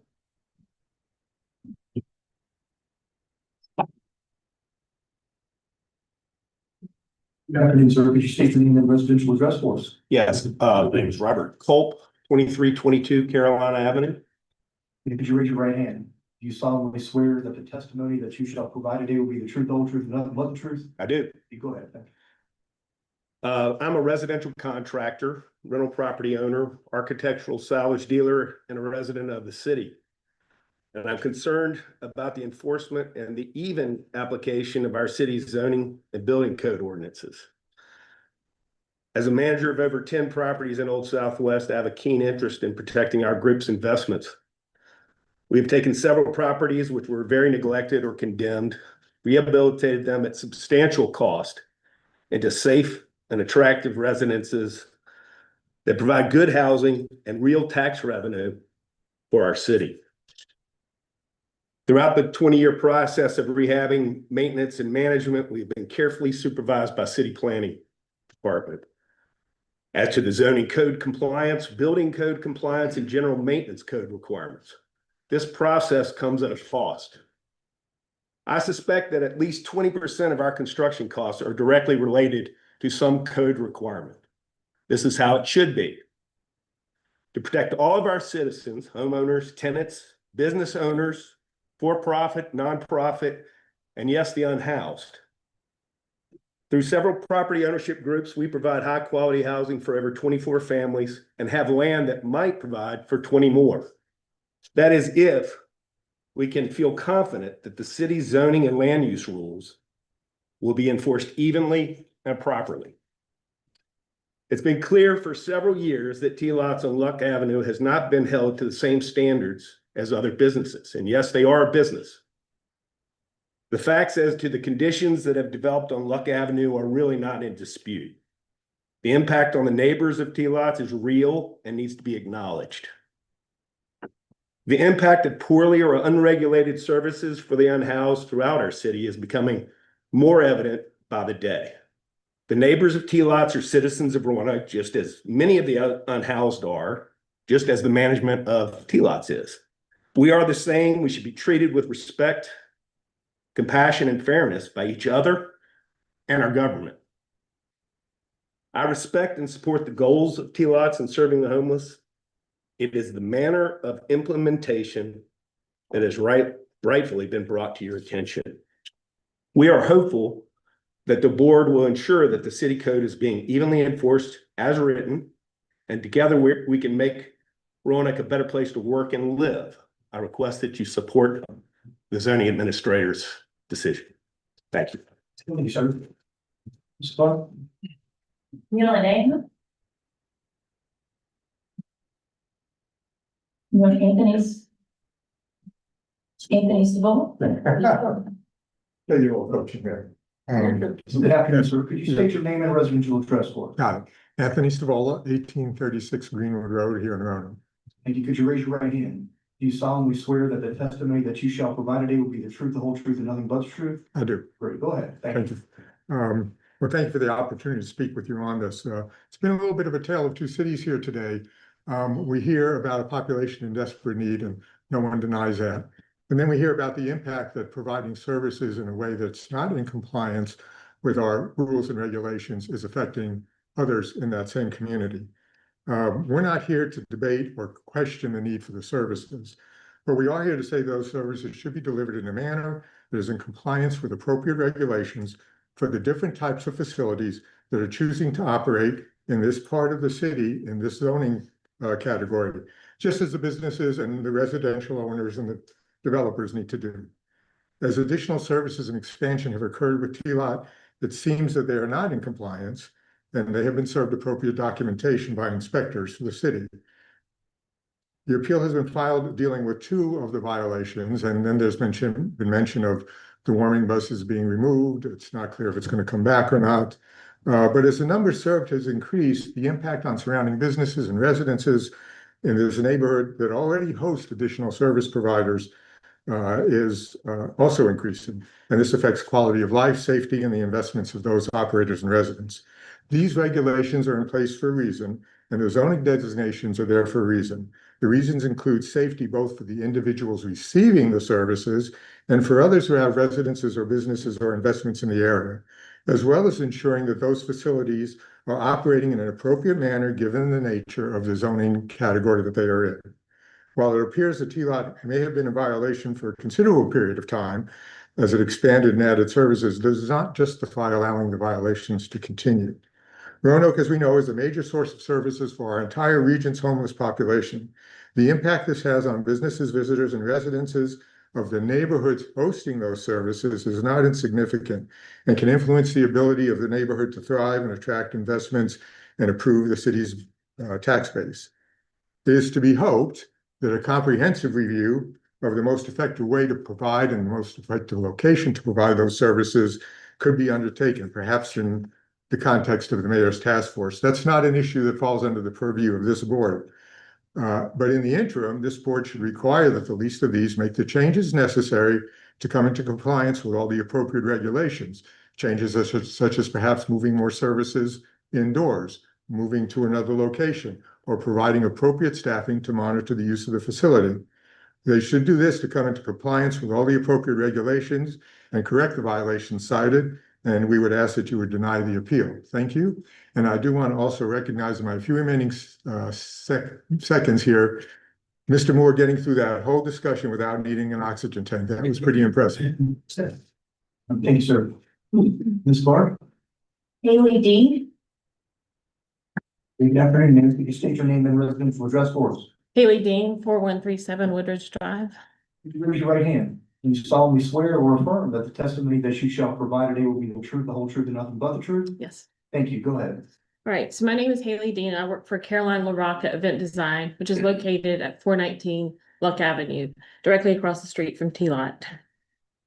I'm here to address the current use of 420 Luck as it violates the intent of the downtown district and poses a direct threat to the H1 historic district it abuts.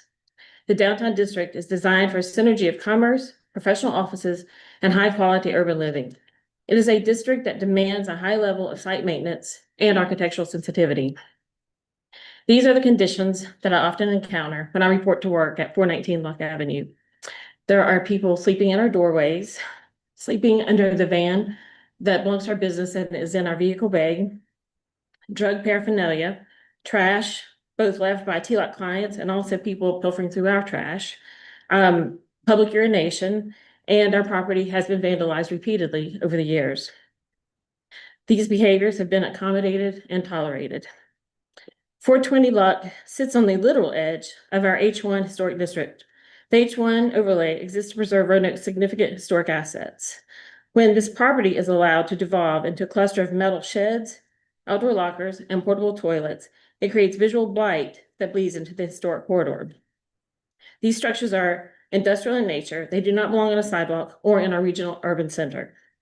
The lockers and the bathroom present at T-Lot provide a magnet.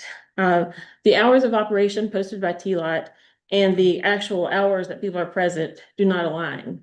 We have people loitering in front of our business throughout the day and night. They trespass frequently and are very comfortable waiting under our awnings. The behaviors of the guests lead to an atmosphere of intimidation for our business. Caroline LaRocca, the owner of the business, had intent and made a significant investment on plans to expand her business in 2021. Due to the presence of our neighbors and the dwindling of behavior, she elected to not pursue that improvement. Instead, we are at a point where we choose not to even invite clients to our business. We cannot, we are never sure of what kind of displays of behavior and paraphernalia might be outside our business, so we choose not to have clients visit. The overall intent of our zoning ordinance is to provide predictability. When one site is allowed to operate in persistent noncompliance, the impact is felt across the entire neighborhood. Neighbors who follow the rules find their property rights diminished by a nuisance use that the code says should not be there. Allowing unpermitted structures on the sidewalk signals that the city is no longer enforcing the contract it has with its property owners. On behalf of PLED, we respectfully ask the board to protect the integrity of the downtown district. Thank you. Thank you, ma'am. Spark. Larry McKee. Good afternoon, sir. Could you state your name and residential address, please? Larry McKee, 420 Church Avenue Southwest. I'm the president of the 420 West Church Avenue condominium association associated with that address. Okay, could you raise your right hand for us? Do you solemnly swear or affirm that the testimony that you shall provide today will be the truth, the whole truth, and nothing but the truth? I do. All right, thank you, sir. Go ahead. Yes, I'm the president of the association that Haley just spoke about with Carolyn LaRocca. Our building complex is made up of 6 units between Luck and Church. I wanted to come here today to expand upon the supplemental background that I received, and this supplemental background is titled The Public Safety Record at the Property. I just wanted to give you a couple of events that I've personally had with my business. My business is on Church Avenue entrance. We have our complex is both Church Avenue and Luck Avenue, that building. So we all know that the homeless do not stay in one place. They meander about the neighborhood. I own a cafe, coffee shop at 420 Church Avenue. The homeless come into my business and they are a real distraction from my real customers. They ask for free food and free drinks. And well, I'm not a charity. I'm a for-profit business. So I say, no, I have no free drinks, no free food. They become very belligerent and argumentative. They walk out of my business and on 2 occasions have vandalized my business. The first occasion I can clearly remember, someone poured, I have a small wood furniture in the foyer, and they poured water all over it, and water and wood doesn't mix, so it damaged the table I had out there. The second time that I had to argue with this person, I kept asking him several times, do you want to pay for some food? And then he rambled on, do you want to pay for some food, sir? He rambled on, and he finally left. You could tell he was kind of disturbed with what I was telling him. Well, right after that, we have public restrooms. I went into the public restroom and I had to clean feces off the wall. So my question to you folks are, if you came into my cafe coffee for a sandwich and a coffee, walked into my restroom and saw feces on the wall, would you return to my cafe? Thank you. Thank you, sir. Ms. Clark. Todd Atkins.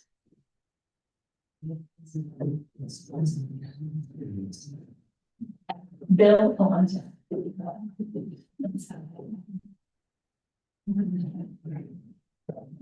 Good afternoon, sir. Could you state your name and residential address for us?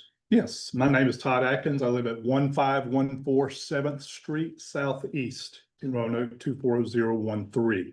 Thank you. Could you raise your right hand? Yes, Do you solemnly swear or affirm that the testimony that you shall provide today will be the truth, the whole truth, and nothing but the truth? yes, I do. Thank you. Go ahead, sir. Thank you for letting me speak today. We got a problem. And the problem is not lockers and toilets. The problem is the failure that, and I'm including myself in this failure, the failure of the city, the churches, the organizations in the city to do what we need to find a way to do, which is to love, support, help, and engage those who are homeless, addicted to drugs. Right. Excuse me, sir. Could you please sit down? And those who are mentally ill as well. You know, if you take these lockers down, if you take the porta potty down, it's not going to decrease the amount of people sleeping in the parking lot or downtown. I don't think that's gonna, you know, I may be wrong on that, but I was kind of blown away that we were here about lockers and a porta potty, to be honest with you. You know, I want the best for this city, which I think all the business owners and other people that are here have spoken about. And so you wanted to hear something a little different and not kind of, you know, what we've been hearing. So maybe I'm your guy. You know, if we want the best for this city, it is connected to the way we treat those who are being cast aside and those who are being marginalized and those who are not being seen as, well, they're being seen as second class citizens in our city. Okay. We don't want to really do away with lockers and a porta potty. We want to do away with homeless people. Let's just name the elephant, I think, in the room that a lot of people would really prefer.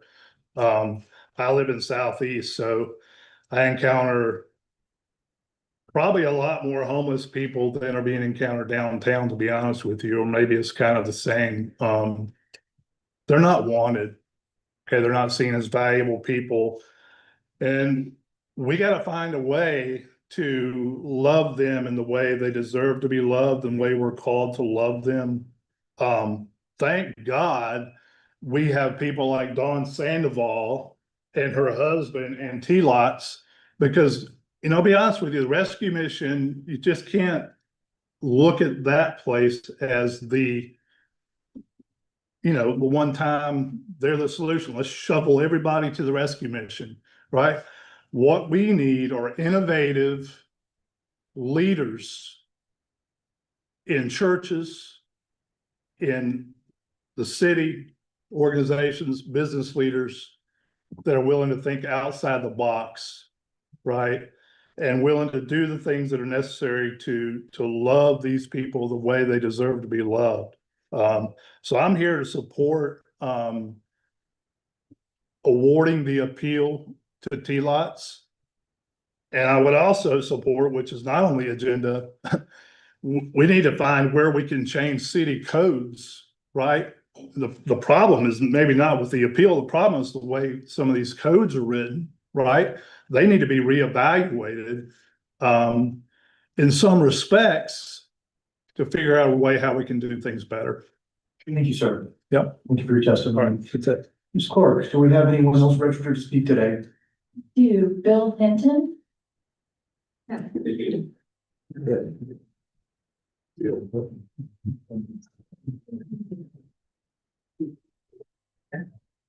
Good afternoon, sir. Could you state your name and residential address for us? Bill Hinton, 745 Montrose Avenue Southeast, Roanoke. Thank you. Could you raise your right hand? Yeah, and I'll affirm, brother, we don't swear in my situation. You solemnly affirm that the testimony that you shall provide today will be the truth, the whole truth, and nothing but the truth. I do. Thank you, sir. Go ahead. Thank you all. I am the pastor of Central Church of the Brethren, which is at 416 Church Avenue, directly in front of T-Lots' operation on Luck behind us there. I'm also a child of this city, spent a great deal of my life in this city. And the gentleman before me, and I appreciate everything he said a lot of what I wanted to say. We're not dealing with the bigger issue here of, we're not trying to get rid of lockers, we're trying to get rid of people, and we don't have an answer for that. I would say to Dawn, I heard her apologize earlier, don't apologize for following God's call on your life, Dawn. But if it has to start here, it has to start here, but it's grown past, I've been 20 months about at that time at Central.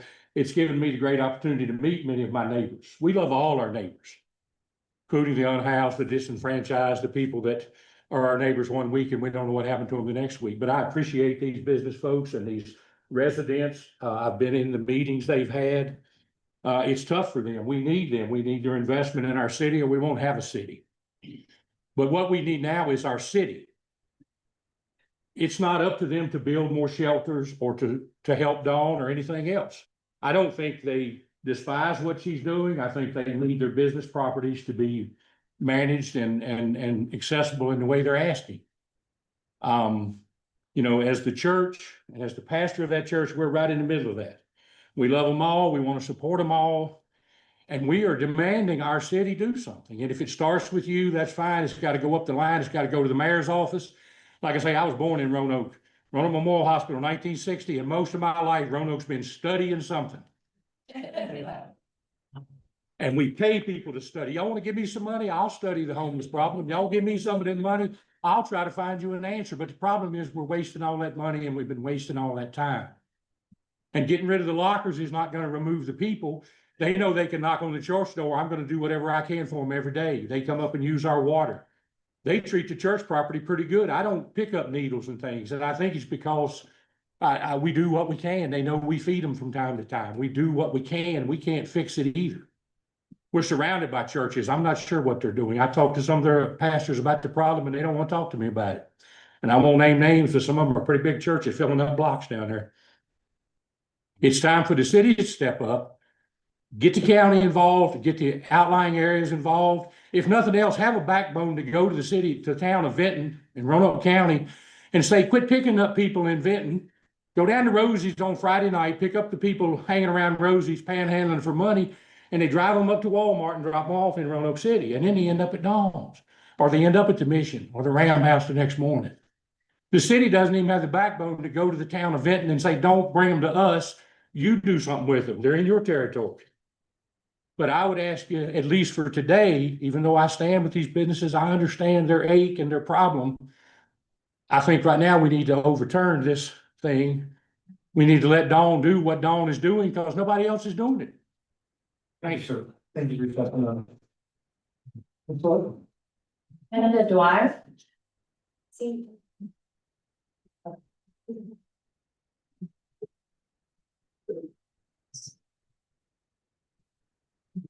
Good afternoon, ma'am. Could you state your name and residential address for us? I'm Linda Dwyer. I live at 6016 Flamingo Drive, Southwest Roanoke. And I am an occasional volunteer with T-Lot. Okay, hang on. I'm sorry to interrupt you, ma'am. Could you raise your right hand so I can swear you in? Do you solemnly swear or affirm that the testimony that you shall provide today will be the truth, the whole truth, and nothing but the truth? I do. Thank you. Go ahead. Sorry about that. Okay.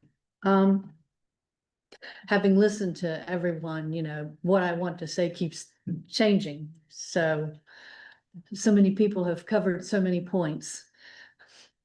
But the thing we're not covering is what happens when the lockers and the porta potty are gone?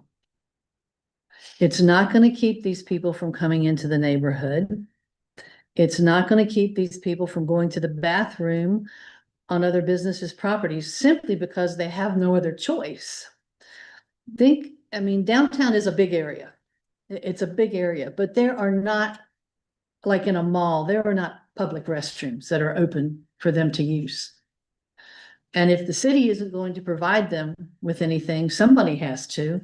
And there's nobody earning a salary at T-Lot. T-Lot is run completely by volunteers. And to say, okay, you guys need to bring them inside, you need to staff the place 24/7, it simply isn't possible. We can't offer them any money. What money we have goes towards services for our unsheltered friends. They're citizens of Roanoke, they're children of God, and we have to take care of them. And I think a lot of the business owners would agree with that. So I hate to say it, but I think it falls on the city to do something to help T-Lot here. T-Lot can't do it all. How difficult would it be for there to be public restrooms? I don't know, Elmwood Park, anywhere. So we need to think outside the box and find solutions before we take this away, or these people will still be coming in here. They will be stashing stuff. My church is my former church, about 2 blocks away. And we had a very high elevated front porch above a lot of stairs, and there was bushes around. So up there on that porch on the side was a nice hidden place where people used to stash their stuff in backpacks. And they may have been sleeping there too. I don't know. And people wanted to throw those away, and we convinced them, leave them for a couple of years. And they finally said, no, this person's just probably gone to jail or left town because it's still here. I'm like, no. So they threw it away. And all I can think is that person very well may have lost everything they owned because they had nowhere safe to stash it, to hide it, to put it. So before we take away what options have been provided by T-Lot, let's provide some alternatives, or we're just going to create some more chaos. Thank you. Thank you for your testimony. Ms. Clark? Amber West.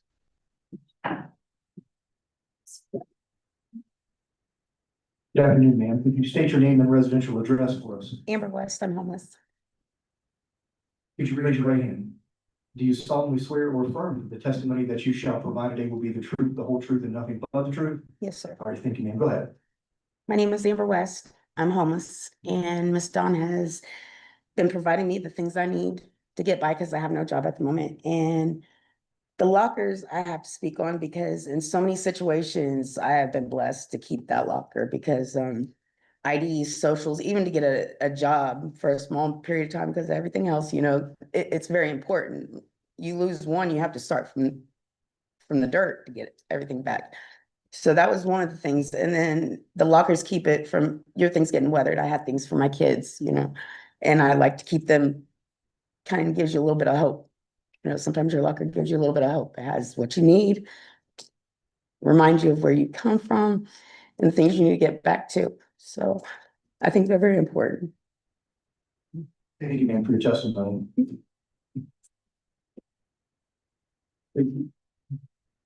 Ms. Scott Swartzel.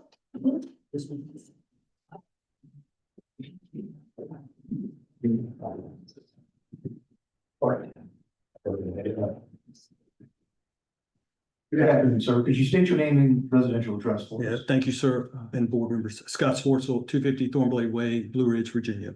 All right, could you raise your right hand? Yes. Do you solemnly swear or affirm that the testimony that you shall provide today will be the truth, the whole truth, and nothing but the truth? I affirm, yes, sir. Thank you, sir. Go ahead. Thank you again, everyone. So this cannot be an us versus them situation because it's really only us. It's all of us, and we're all in different spots. Homeless people are not just on Luck Avenue, as it's been mentioned. Every morning when I pull into the Elmwood garage, I have to wait for all the folks. I don't have to, I choose to wait have all the folks coming down from the mission on Tazewell to go in town. They'll go into the park, they go in Elmwood. There's a couple of folks I speak with every day and just check on them, make sure they're okay. It's every day. So we're talking about T-Lot, but it's a bigger issue than this, and I appreciate we have the opportunity. I've been volunteering since last July, and I've learned so much, and honestly, I didn't know. So if you really want to know what's real, let me know. I'll schedule a time to take you inside the facility. We'll volunteer, we'll visit, I'll take you on a tour. Don't get your information from people who have never been in the facility or much less been on the parking lot. Don't get your information from social media, not just you guys, anybody, okay? We clearly already established the city's approval of our current operation as reflected in the certificate of occupancy dated 2023, which included the existing lockers and the privy that were placed there in 2021. I want to also just clarify that the earlier.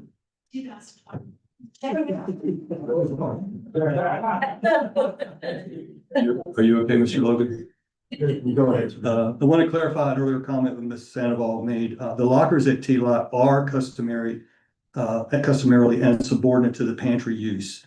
If you visit the property and observe how they are used, you would greatly understand that situation. It's a back and forth because they don't have places to put their stuff. Her comments were perhaps taken out of context because she wasn't referencing general use in other areas. Lastly, Mr. Hogan, I'm sorry, Logan, from way back there in one contact, I thought it said Hogan. Mr. Logan, thanks for your earlier inquiry. One of the things that hasn't been brought up yet today is a very important aspect here is that this violation suggested tacit segmentation and targeting of specific members of our community. The reason is we've spent an incredible amount of time talking about storage facilities, lockers, and toilets in particular, yet there has been no reference to two actual storage buildings on the lot 75 feet from the end of the lockers. So storage is storage. The only difference is our homeless folks don't use those. They don't have access to it, right?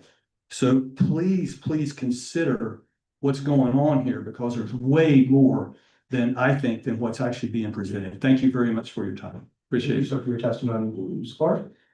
We don't have any more registered. Okay, is there anyone else in the crowd who would like to speak today? Okay, sir, could you please approach the podium?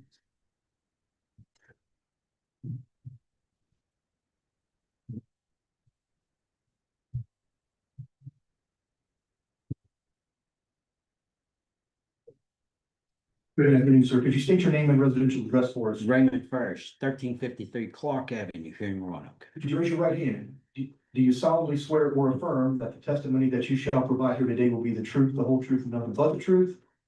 I do. Thank you, sir. Go ahead. 2 years ago, I got out of prison. They dropped me here in Roanoke. This woman helped me. She saved my life. She helped me get back on my feet. I got a home. I got a wife because of her. How many of y'all have asked her, can y'all help her? None of them. Sir, if you could just keep. None of them. Nobody has asked. If you could just keep your voice at a normal talking level, that would be appreciated, sir. This is very, very straight to me. I respect that. That is. There are people out here that need help. Desperate need help. Sleep in the cold, sleep in the rain. Have nowhere to go. Nothing. Y'all want to dog them. That's what this is about. Dogging the people that can't defend themselves. That's all this is. I want to defend them. I want to help them. I go down there and help every time I can. I help at the pantry up at the mission. I give back. Maybe y'all should give back. Thank you, sir, for your testimony. Ms. Clark, anyone else? Is there anyone else who would like to speak today? Okay, ma'am, could you approach the podium, please, and all the way in the back? And this is back there. Good afternoon, ma'am. Could you state your name and residential address for us? Lindsay Mills, 990 West Riverside Drive, Salem. Thank you. Could you raise your right hand? Do you solemnly swear or affirm that the testimony that you shall provide here today will be the truth, the whole truth, and nothing but the truth? Yes. Thank you, ma'am. Go ahead. So, surprise I'm speaking. I have been on both sides of the fence. I have been homeless and I have been privileged. One thing that I see in common from all of the ones who are not in support of the T-Lot issue is they're all privileged. They have spoke about owning businesses. They have spoke about owning properties. Maybe they've never experienced what it is like to go from nothing to something. I am testimony of going from nothing to something, from not having a home, from losing all four of my children, to now having a beautiful place that I'm about to buy, as well as a daughter who, because of Dawn, is in college with a minor in social work and a major in social justice to help the homeless community. T-Lot has shown us that we are here to help everybody, and no matter whether I've got it now, some people just don't, and I treat those people with the same dignity. We have helped Dawn with Dining with Dignity, an event that she puts on through T-Lot, through Elmwood Park. And I don't know that I've seen anyone on this side of the room in the front rows. I've only watched these things on YouTube, so I don't know what I'm supposed to say when I'm not, but I've never seen any of them volunteer. I ask that they maybe just spend one day, come volunteer, come see what God has done. There are people that come through T-Lot that may not have ever known hope, and they get it there, and maybe a hot dog and some chips too. We volunteered before this morning. It was great for me. It's what I needed as an emotional reset.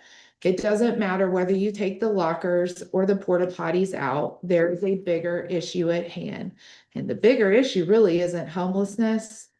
It's people not willing to help or see outside their privilege. And that's a problem for me. I appreciate everything that Dawn has done for me when I was lacking. And I appreciate everything that I can do now for her, for T-Lot, for the community, because I'm no longer lacking. And I think that earlier someone said the list of books is this thick and rules are rules, but rules are meant to be changed, because the only thing that's constant is change. And if things don't get changed, then things don't get corrected. And maybe there just needs to be a little bit of change to create a bigger change everywhere else. Thank you, Mayor, for your testimony. Is there anyone else who would like to speak today? Okay, the gentleman in the back.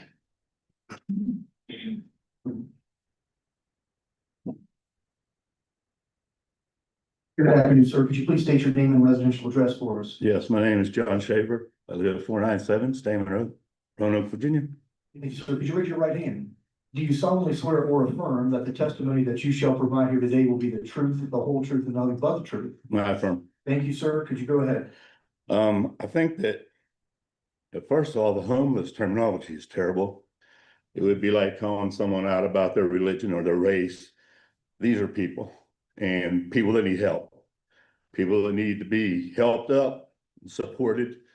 And I think if nothing else, this accusal process, if it could be postponed, set aside, changed, whatever needs to happen.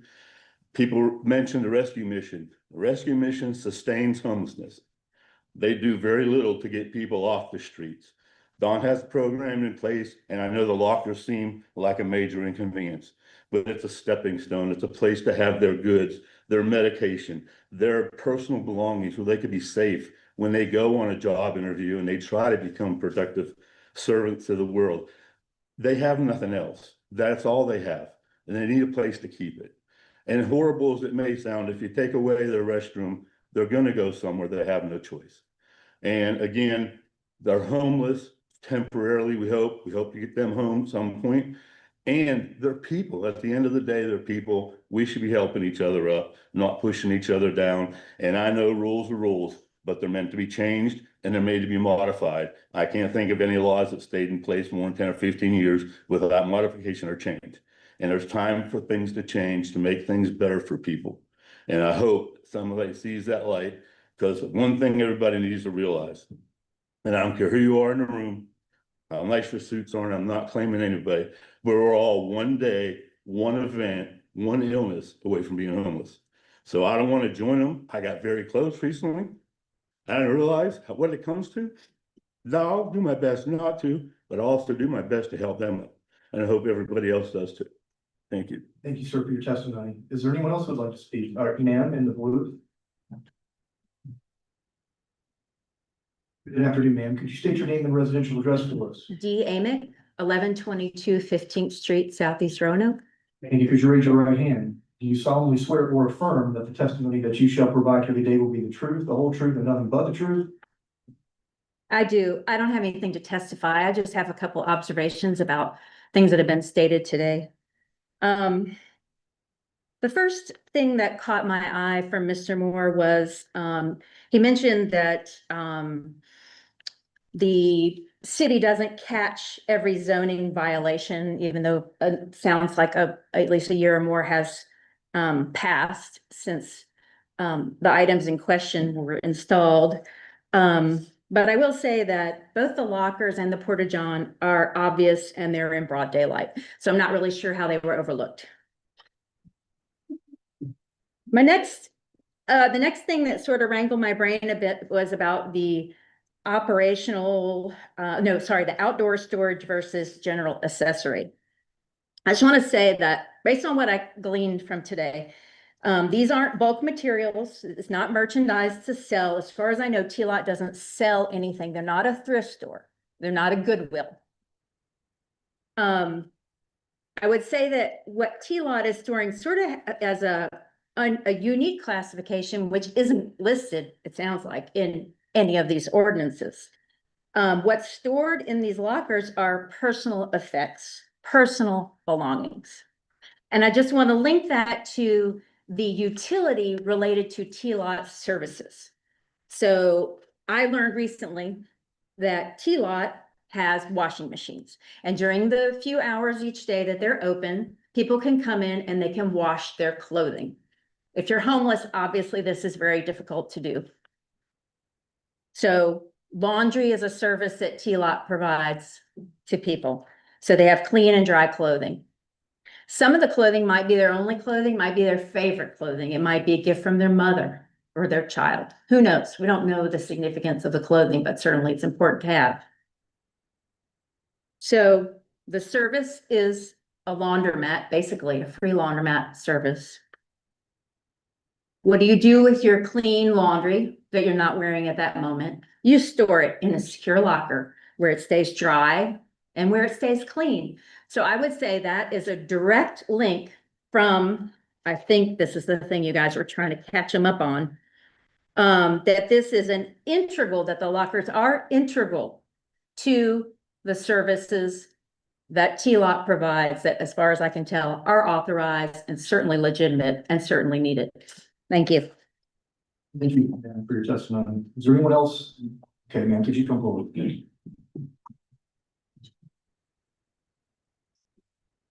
Good afternoon. Could you state your name and residential address for us? Lisa Parker, 230 McClellan Street in Salem, Virginia. Thank you. Could you raise your right hand? Do you solemnly swear or affirm that the testimony that you shall provide here today will be the truth, the whole truth, and nothing but the truth? I do. Thank you. Go ahead. I don't have anything to reference. I just wanted to ask one question of Mr. Moore. The address 350 Albemarle Avenue Southwest, which is the address of the Virginia Harm Reduction. And for those who don't know what that is, they pass needles out. They pass tourniquets out to keep drug addicts.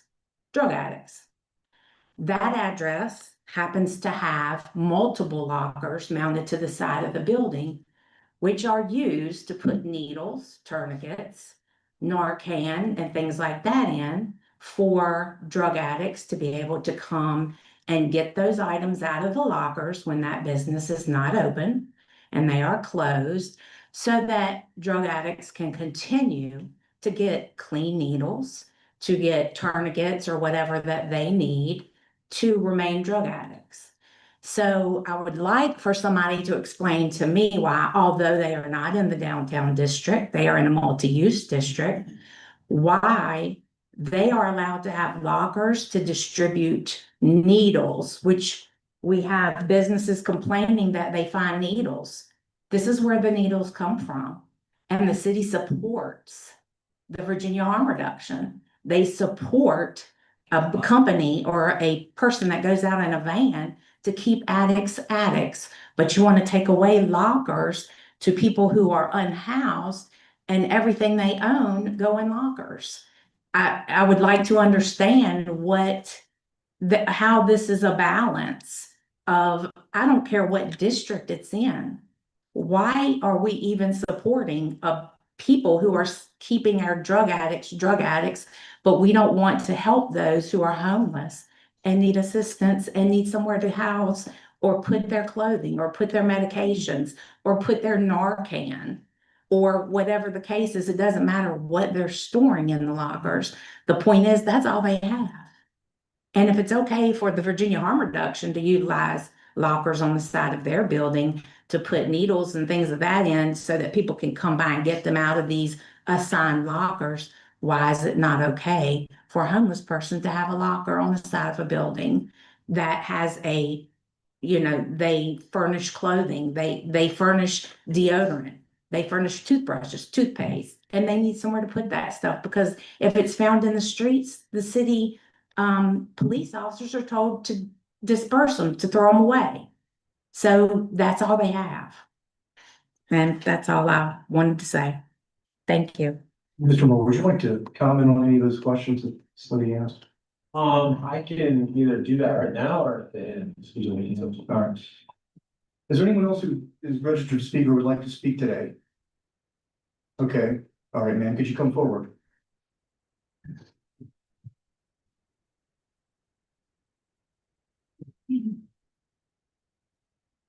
Good afternoon, ma'am. Could you state your name and residential address for us? Yes, my name is Cherie Braxton. My address 2403 Cornell Drive, Northwest, Roanoke, Virginia 24012. Could you raise your right hand?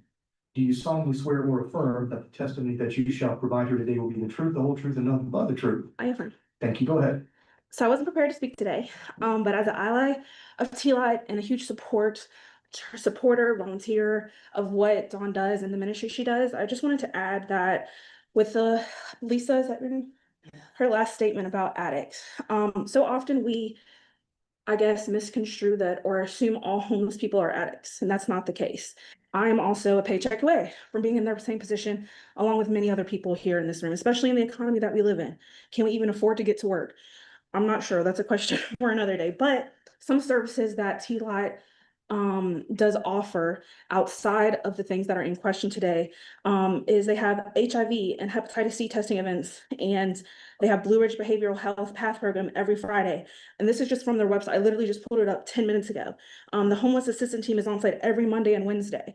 So to my knowledge, Dawn does not support anyone. She will support them and love them, but she will not tolerate people who are users or who brings that into the facility. That is something that she is strongly against, but she will still work with them to get them clean and to provide a healthy space in downtown Roanoke for everyone to thrive, whether you are sheltered or unsheltered.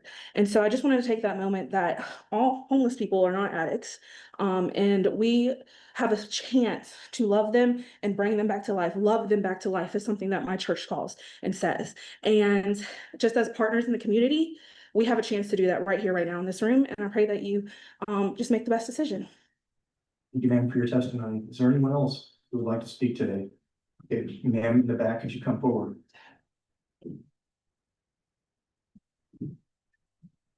Good afternoon, ma'am. Could you state your name and residential address for us? Yeah, it's Hannah Jarrett, 2518 Barham Road Southwest. Thank you. Could you raise your right hand? Do you solemnly swear or affirm that the testimony that you shall provide her today will be the truth, the whole truth, and nothing but the truth? Affirm. Thank you, ma'am. Go ahead. So about 10 years ago, I was a homeless case manager, and I sat with Dawn when her office was her dining room table. We talked about what in the world we could do to help these people who were struggling because they found themselves the paycheck away from homelessness. And I've heard lots of things today, and I just want to reiterate a couple of things about Dawn and about the services that she has provided and the person that she is. We have housed people together over the years. We have also evicted people together over the years because Dawn is an accountable person. Just like the last person said, she has standards and rules that she makes the people that receive her services follow. And she holds them to a high standard because she wants them to be treated with dignity. And so I believe that she is carrying out her mission with accountability. And I think that should be honored. I also think that she is honest, and several people have said and pointed out the fact that she was awarded that occupancy certificate when all of these services were already in place. She didn't hide anything. She didn't put anything in the back room so that nobody would see it. They were already in place and they're visible for those people to see. So I think that her honesty and integrity should also be honored. She is not trying to be deceitful. She is one of the very few people who has put a whole lot of effort into addressing a problem that exists. So I would encourage you to award the appeal. Thank you for your testimony, ma'am. Is there anyone else in the crowd who would like to speak today? Okay, seeing no one, I'm going to go ahead and close the public comment portion of this application. Ms. Sandoval, I'm going to give you one more chance to respond if you would like to any of the public comment that you've heard here today. You don't have to do that. It's up to you.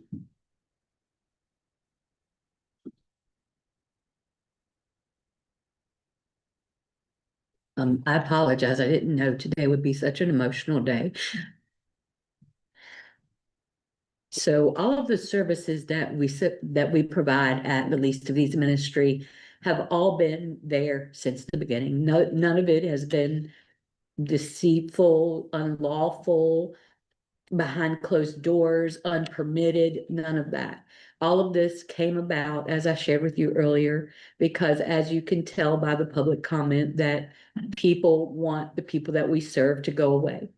And if they can eliminate the programs that we operate on the outside of our building, they don't have to see them. I can assure you that at 59 years old, I didn't get this gray hair from hair color. It's from the stress and the strain and the way that I have tried to be a good community partner. And I do not allow people to camp out on our parking lot. I don't allow people to even sleep in other businesses' doorways. I will stop and I will ask them to leave. I didn't bring the homeless people to the area that we're serving in. They were there when we got there. Everything that we have done has been a pipeline to be from the beginning to the end, to provide permanent housing for people. We've reunified families. We've renovated a 19-unit motel to make transitional housing. We are literally just trying to go from the beginning to the resolution of homelessness. My prayer is to work myself out of a ministry. They'll have to have something else for me to do. But I just want to, first of all, thank you all for taking the time to listen. I know y'all are worn out from just everybody talking, but I do believe that, in my opinion, these violations are trying to fit a round peg in a square hole. I think that the violations were recommended, if you will, and then followed up by the city and have now become zoning violations. I don't think it was anything that the city came for us for initially. I think it all stemmed from what someone else said and how someone else wanted us to operate. So I appreciate you. I don't have anything else. Thank you very much, ma'am. First of all, I want to thank all of the members of the public who made the choice to come out here today for this hearing and for choosing to make your voices heard. More importantly, I want to thank Mrs. Sandoval for your ministry to our community. I think that it is undeniably needed, and it has undeniably both enhanced and saved lives. After listening to all of the information provided here today, listening to both sides, listening to all the public comment, listening to your testimony, listening to Mr. Moore's information.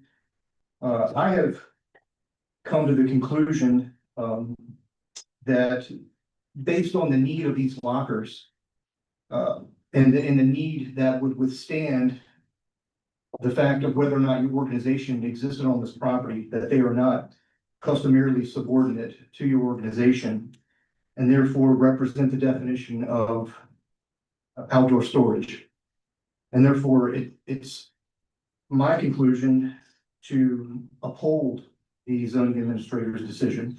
That being stated, I don't think that my vote is going to solve any problems that members of the public were here discussing today.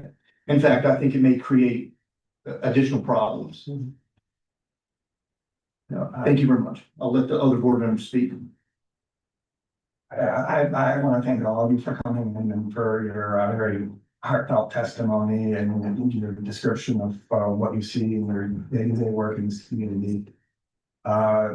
Ultimately, today, we're here on an extremely narrow question and not the broader policy questions, regarding, the unhoused.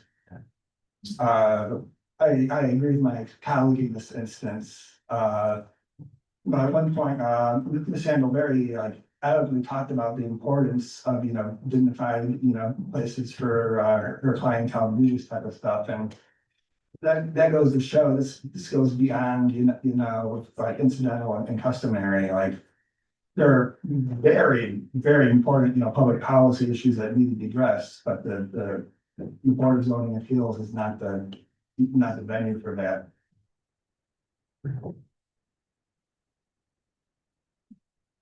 Yeah.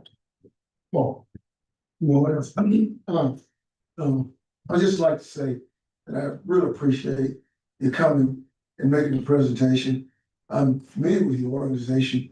As a matter of fact, I almost accused myself because I, through my church, made donations to your organization.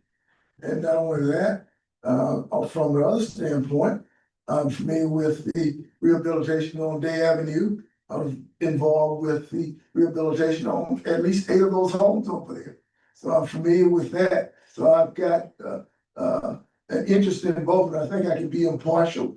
In fact, I know I can be impartial on this, and it's gonna be just as conflicted. I'm gonna be just as conflicted on reaching a decision as everyone else is, because I know that a number of you agree that your services is just about is indispensable, really. The thing, I have one question before I close. I just want to, and I'm sure this has been addressed, it probably was addressed by the zoning board. It's because of the delay in recognizing the violations. Was there anything or any mention made about grandfather? Is that allowed? Is that part of the code? And that can be both addressed to both you, Mr. Moore, and the city attorney. I can try to address that. No, there's no legal non-conforming nature to what's being conducted on site. Right, okay. I want to be sure, because I'm looking for any way I can to support the decision. I don't want to leave any stone unturned. Thank you. Other board members? Mr. Chairman, I, again, and everyone here, I appreciate the testimony that all the speakers have given. I've learned a lot, and as Mr. Garner said, I'm conflicted because I feel like they're very good compelling arguments on both sides.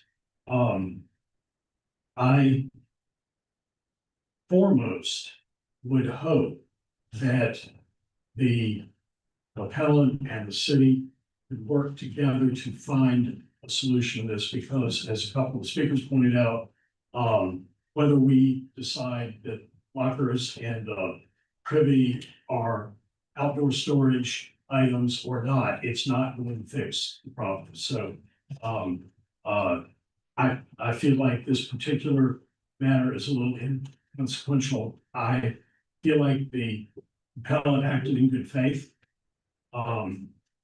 I question whether the lockers and the privy rise to the definition of outdoor storage, but I'm troubled by the fact that there was inconsistency in the fact that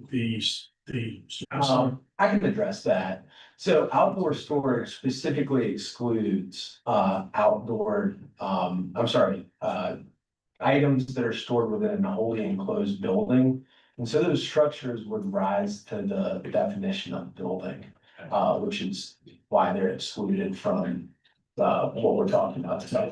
Even an outdoor building that is not fixed to a permanent foundation, and I don't know what these are, but I'm just asking my.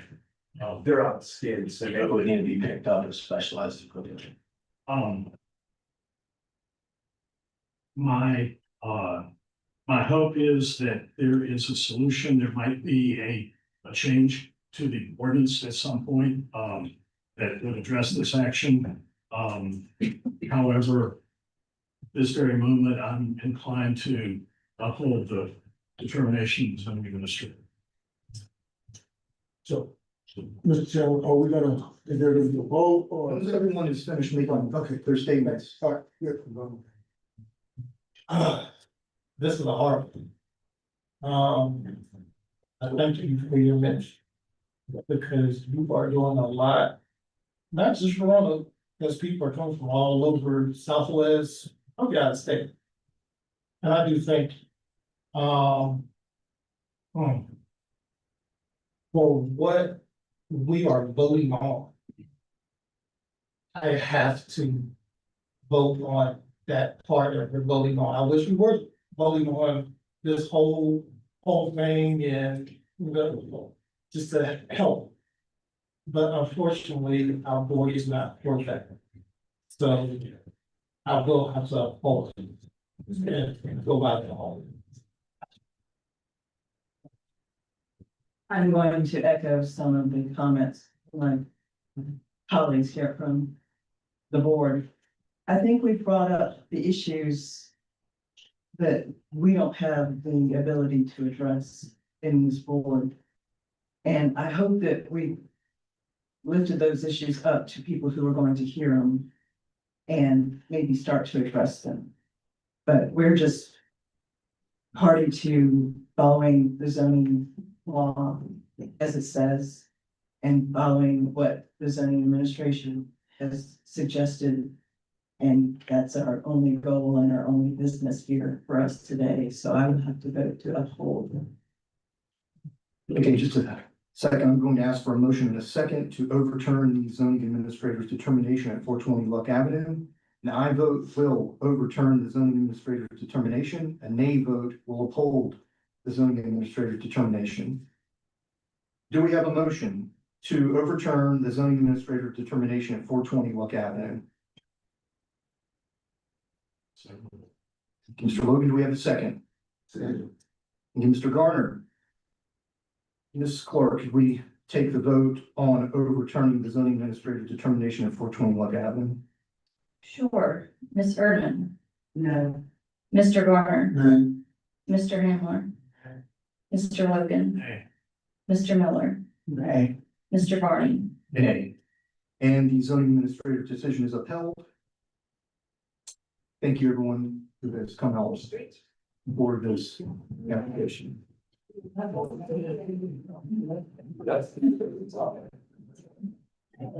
Moving forward on today's agenda. Could you, brief us on, Sure. Yeah.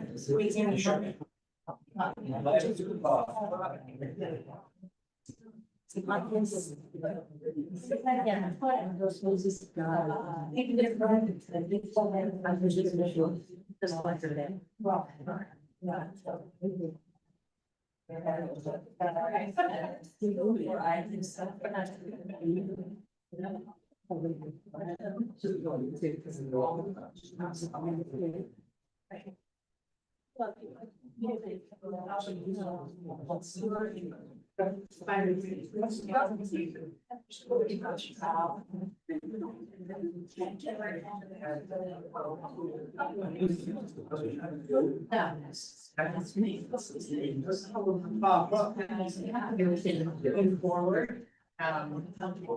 So city council has requested of the ordinance commission that they hold their hearing at 5:30 p.m. And that is to facilitate ease for the public to attend these hearings, and will be across the planning board. So.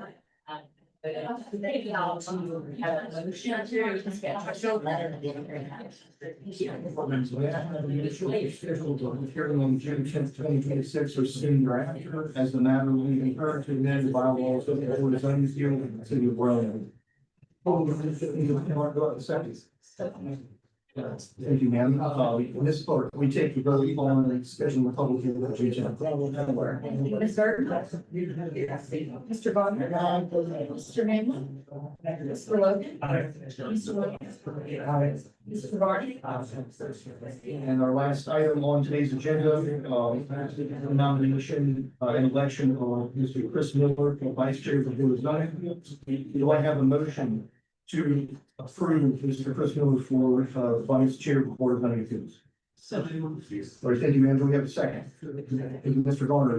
Ms. Clark, can you take a vote on electing Mr. Chris Miller as the Vice Chair of the Board of Zoning Appeals? Mr. Garner? Mr. Hamlin? Mr. Logan? Mr. Miller?